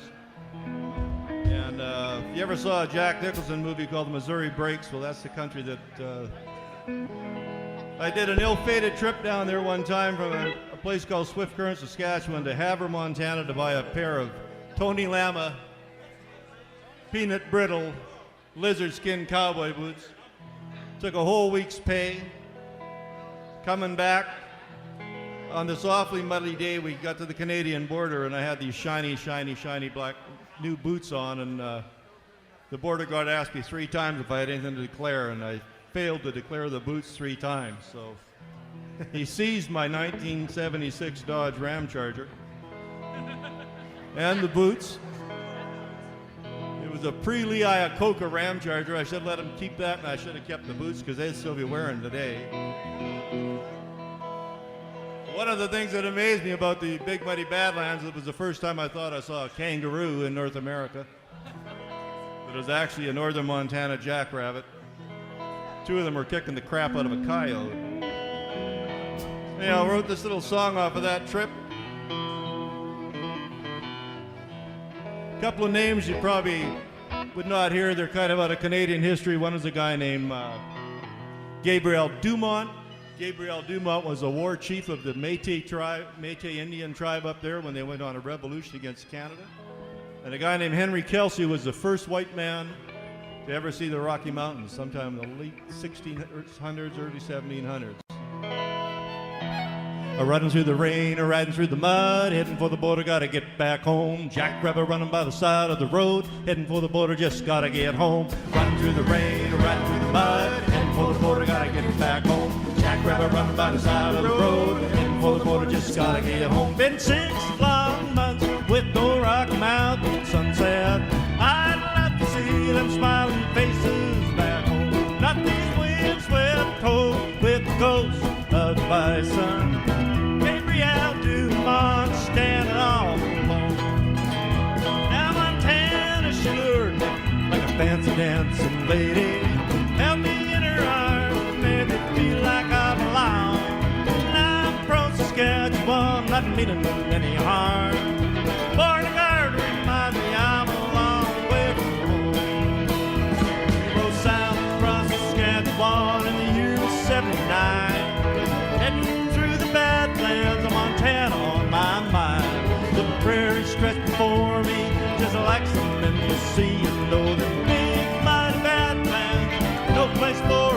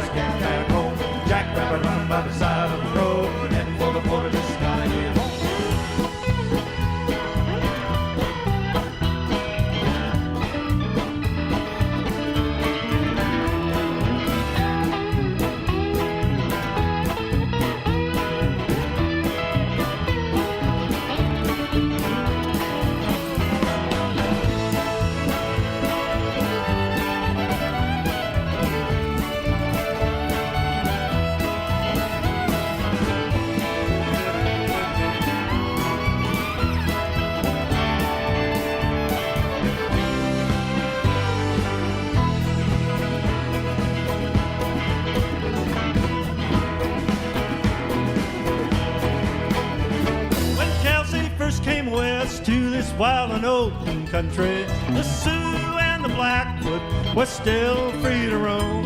Now the lawmen ride the fences and a man can't even ramble. Struck up, Lord, Lord, I couldn't get back home. Sound across Saskatchewan in the year of '79.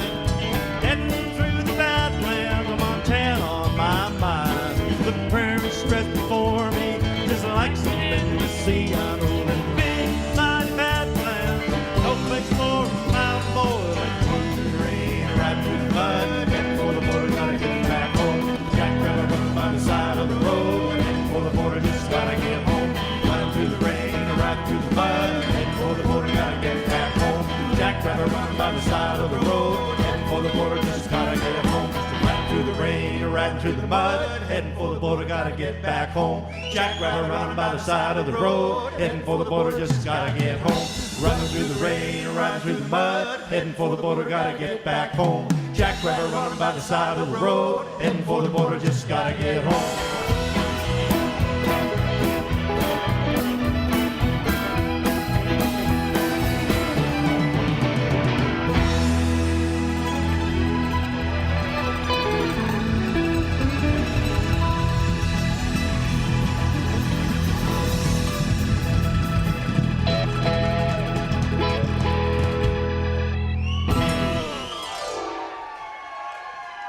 Thank you very much.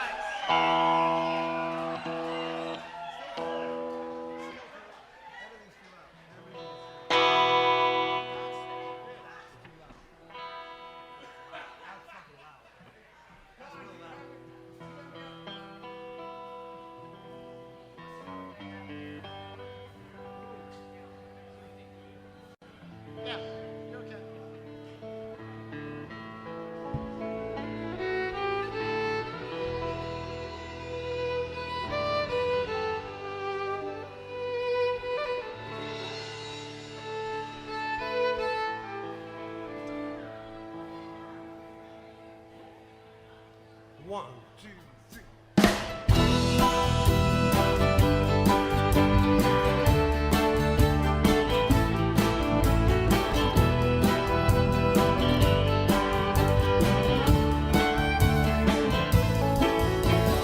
Ever since the days of old, been a search for wealth untold.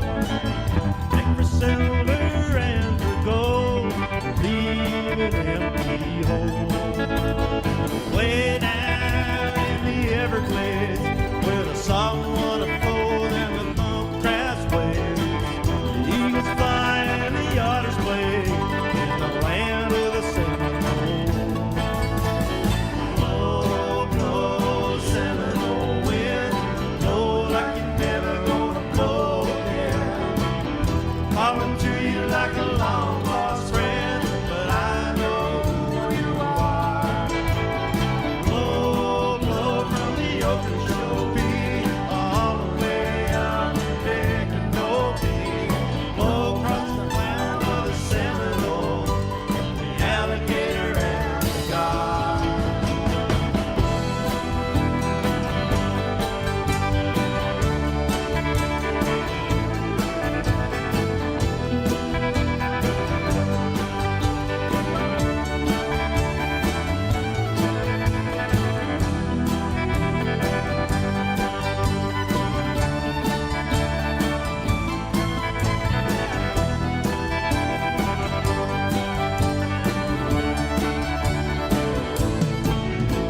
Now progress came and took its toll, and in the name of flood control, they greened the land and they built the dams, and now the glades are going dry. The last time I walked in the swamp, I sat upon a cypress stump. I listened close and I heard the ghost of Washington cry. Blow, blow, Seminole wind, blow like you're never gonna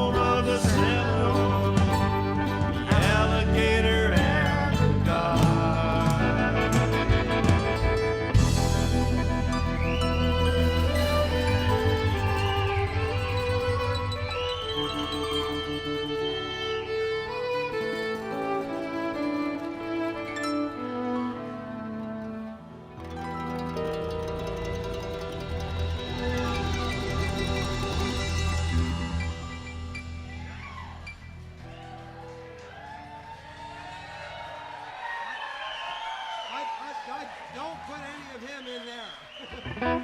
Please, I can hear that way too loud. That's way too loud from my. Well, that's all I can hear, man.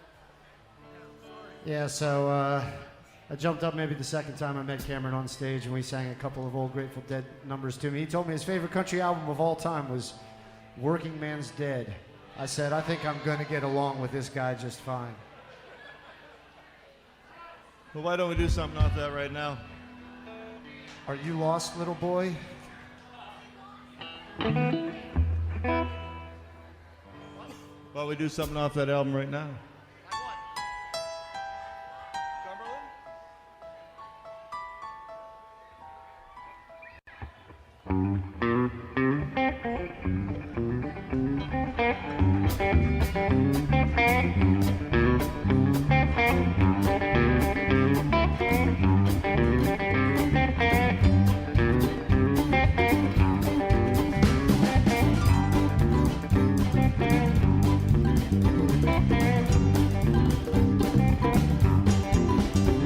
Hey, I can't stay much longer, Linda. 'Cause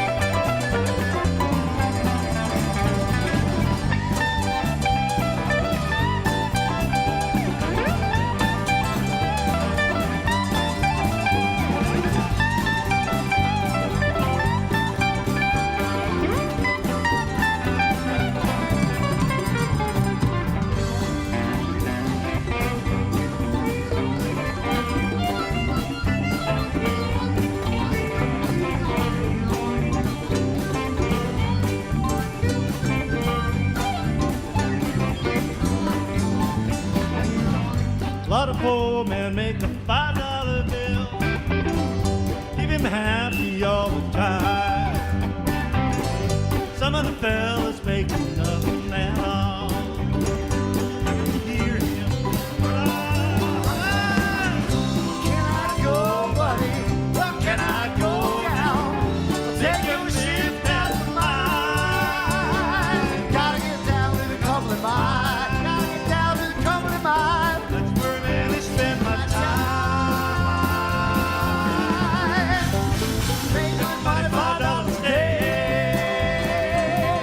Making more, I might move away.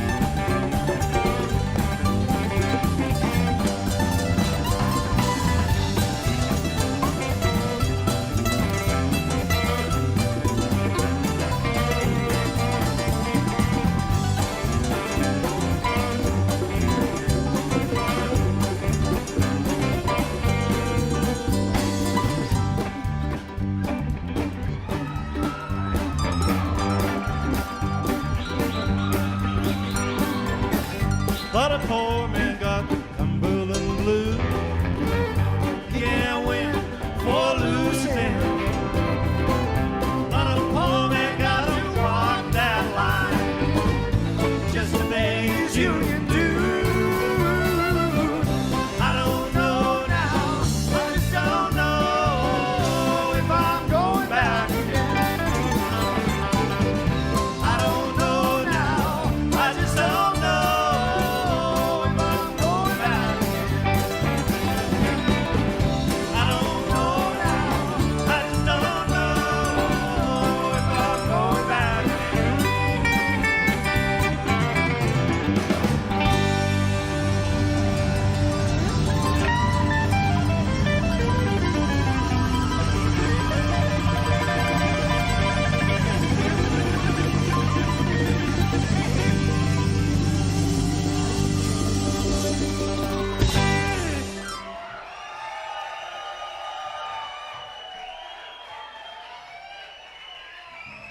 Oh yeah, that's what you call a bomb.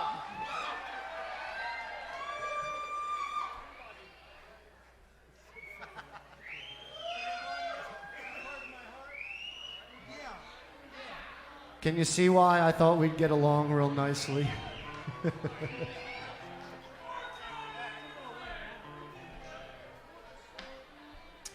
He's regaled me with inspirational stories of life and music, and some of them too horrible to repeat, some of them too joyous for me to hope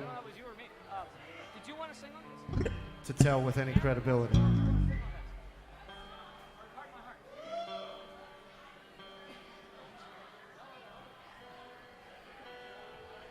Hi there.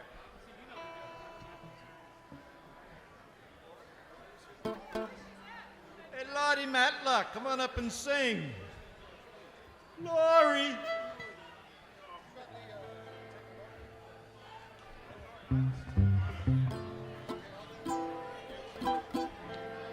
So we're going to do one of Cam's tunes here.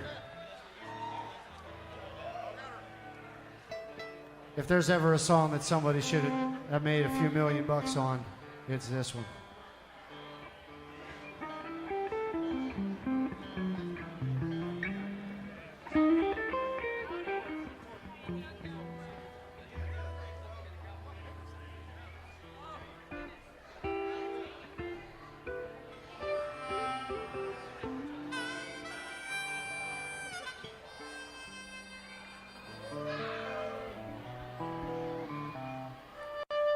Well, if you had ever had a broken heart, this song's for you.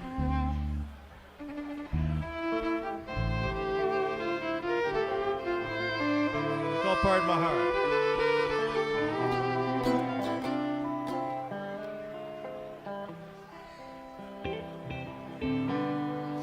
Pardon my heart if I'm still in love with you. Right from the start, there was nothing I could do. Since you went away, what could I say? Really nothing new, still in love with you. So pardon my talk about dreams that get lost along the way.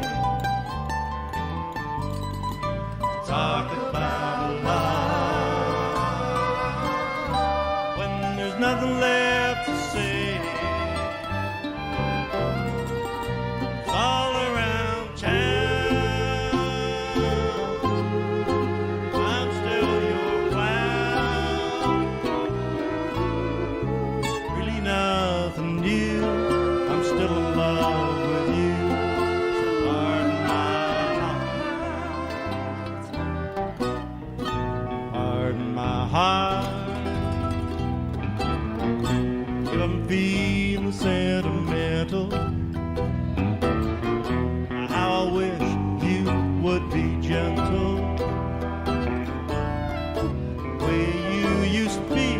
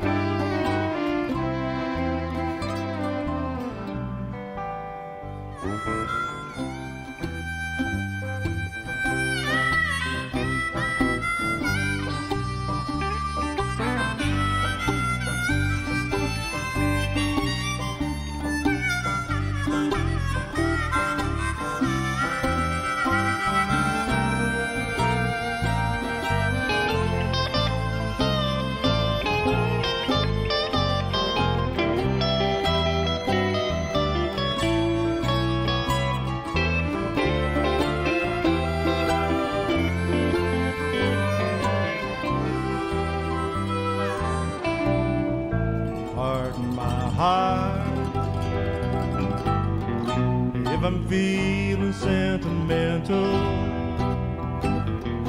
how I wish you would be gentle, the way you used to be. Pardon my heart,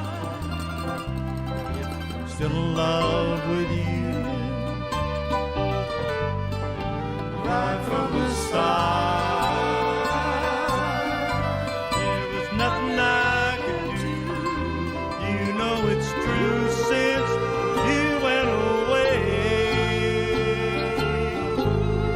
What more could I say? Really nothing new. I'm still in love with you. So pardon my heart. Really nothing new. I'm still in love with you. So pardon my heart.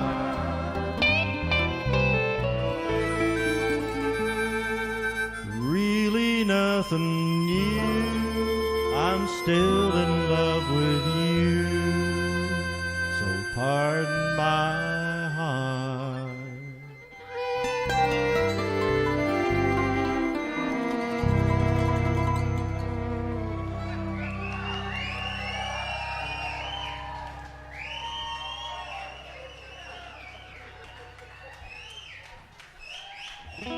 Mr. Scott Matlock on the second fiddle there. And the beautiful Teresa Paul. You know what? You talk about friends. On my 60th birthday, unbeknownst to me, Neil had been thinking about this idea, and him and Scott and Dan got together and wrote that violin part in that, and it don't get much better than that for a birthday present when you turn 60 years old, I'll tell you that much.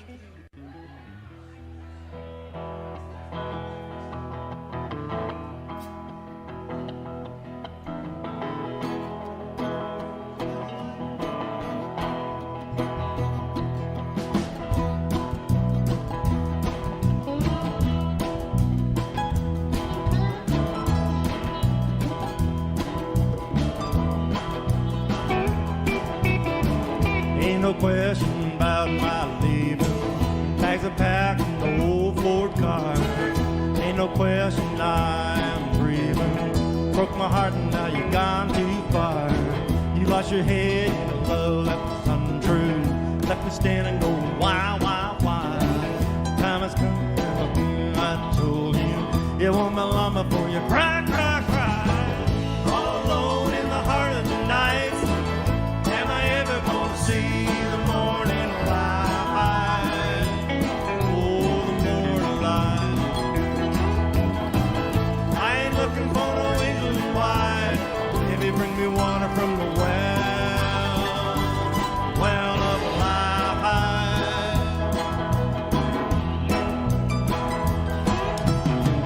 Got the message from the hard-nosed highway. Well, I'm me run after that girl.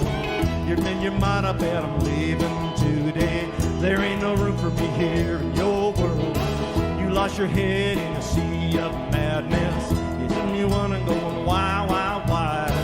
My eyes are filled with tears of sadness. You filled my ears with lies. All alone in the heart of the night. Am I ever gonna see the morning light?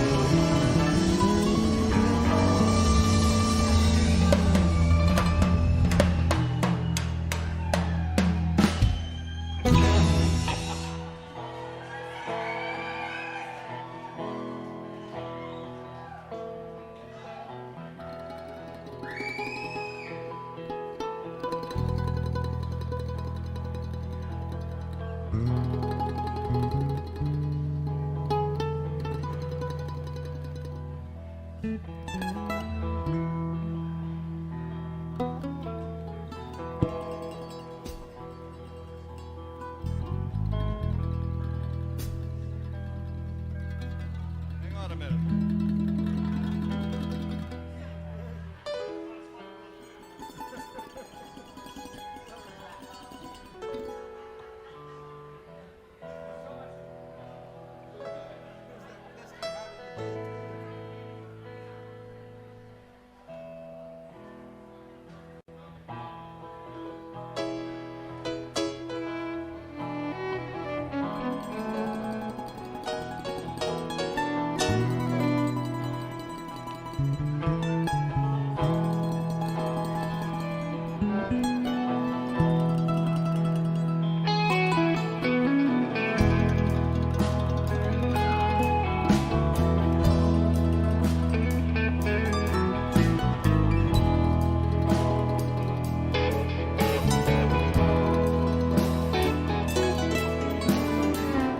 We can share the women, we can share the wine.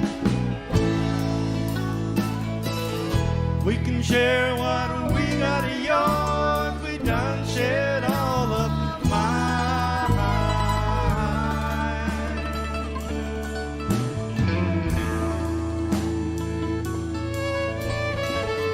Keep on rolling, half a mile to go. Keep on rolling, my old buddy, you're moving much too slow.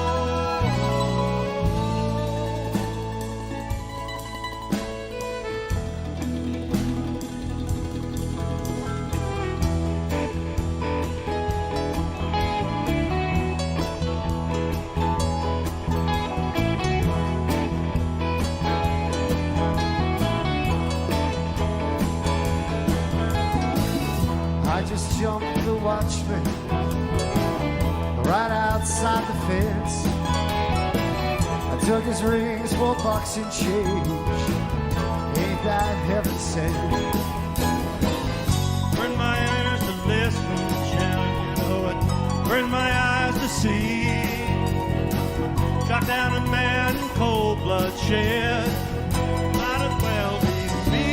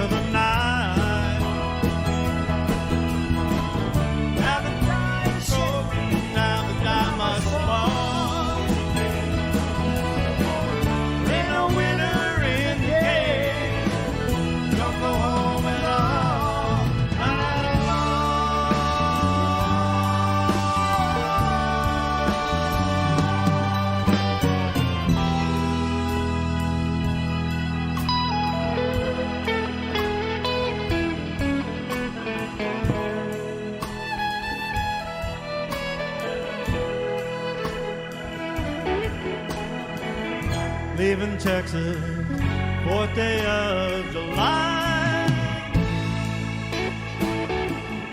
Sun so hot, the clouds so low, the eagles fill the sky.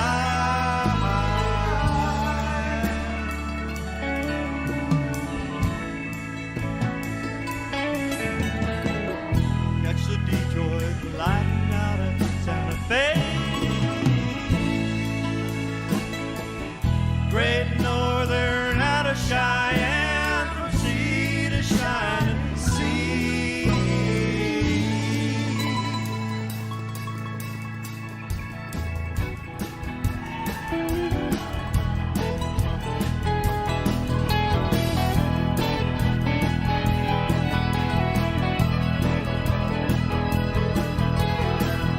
gotta go to Tulsa, the first train we can ride. I gotta settle one old score, one small point of pride. Ain't no place a man can hide you, keep him from the sun. Ain't no bed we can sleep in, keep us on the run.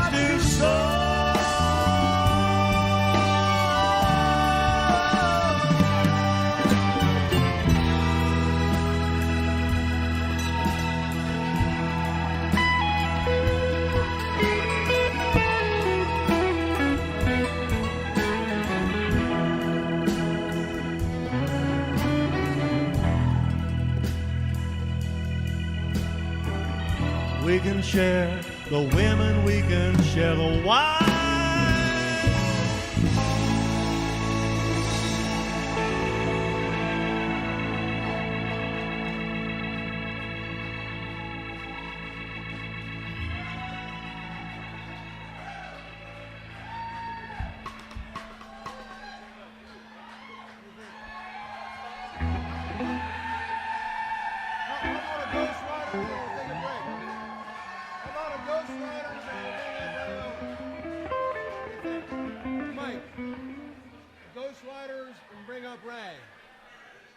Ghost Riders, and then bring up Ray Owen.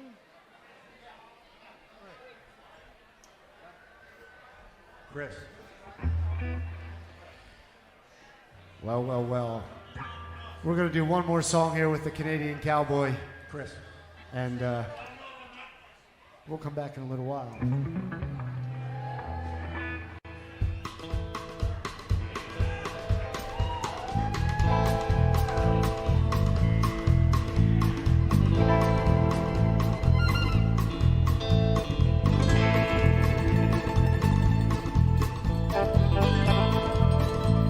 There's this old cowboy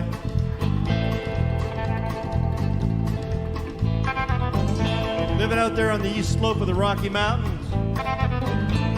He got all liquored up one night, drinking that tequila.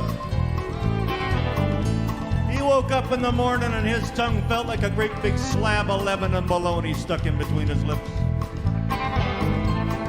So he figured there's nothing else to do but to go for a long ride on a short coupled horse across the lone prairie up into the foothills of the Rocky Mountains. So off he went. Clippity-clop, clippity-clop, clippity-clop. He crossed the prairie. He forded a couple of creeks. He started making his way up into that high country.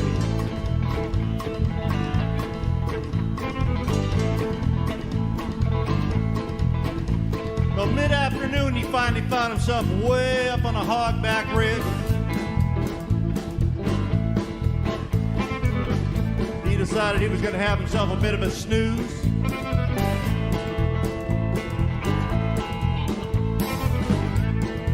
He lay down. He told his horse not to run away. He drifted off for a little while, and all of a sudden he heard what he sounded like the distant sound of thunder. He woke up. When he went to sleep, it was a beautiful afternoon like it was today.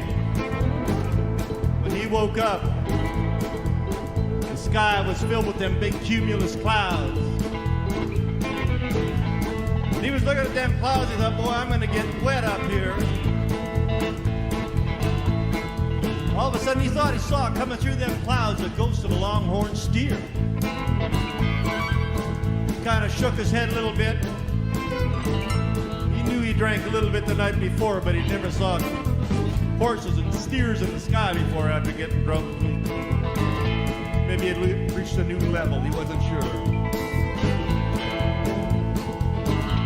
So he kind of turned his head away. He looked up again. The whole sky was full of longhorn steers, a ghost of longhorn steers from all the great trail rides that had ever gone up the trail from Texas to Montana. Then he saw the riders on ghost horses chasing them clouds across that sky. This isn't good, he thought. Then this old boy rode up in front of him on this great big black prancing stallion. He had a big Colt Walker Dragoon hanging off his hip, a Spencer carbine stuck down on the saddle boot, and he said, "Son, you better change your ways. You're gonna ride for us for the rest of your days."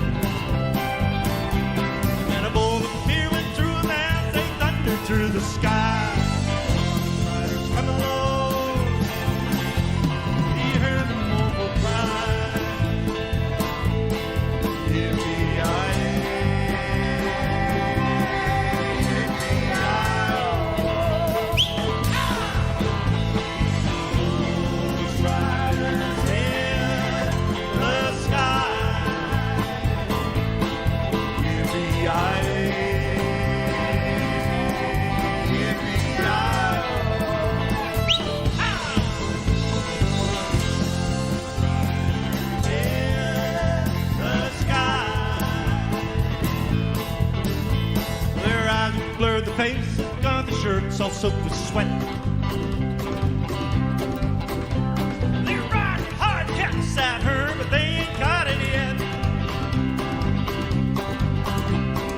Got to ride forever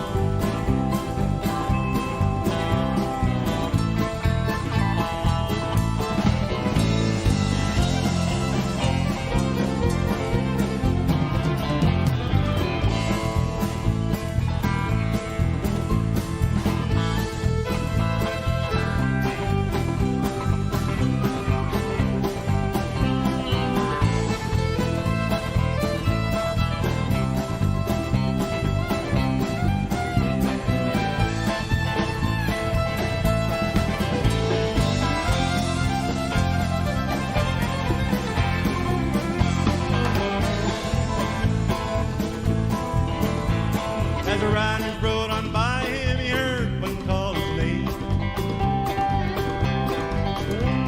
Do you want to save your soul from hell and riding on this train?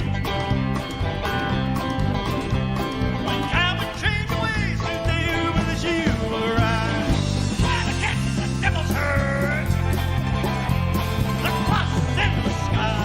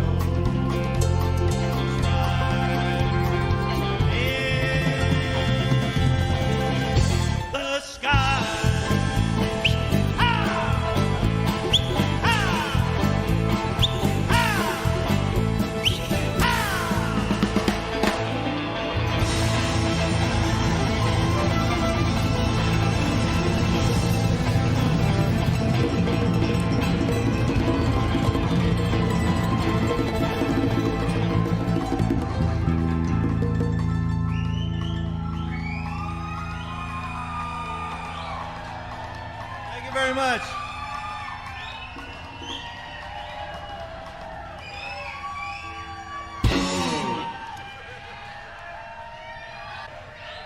Thank you guys so much. Mr. Cameron Malloy, center stage. Danny Klinger and Mike Slusser. The first time the Bog Band ever played at Sandy Hollow. 5 hours before we took our first break, I think it was. Right on.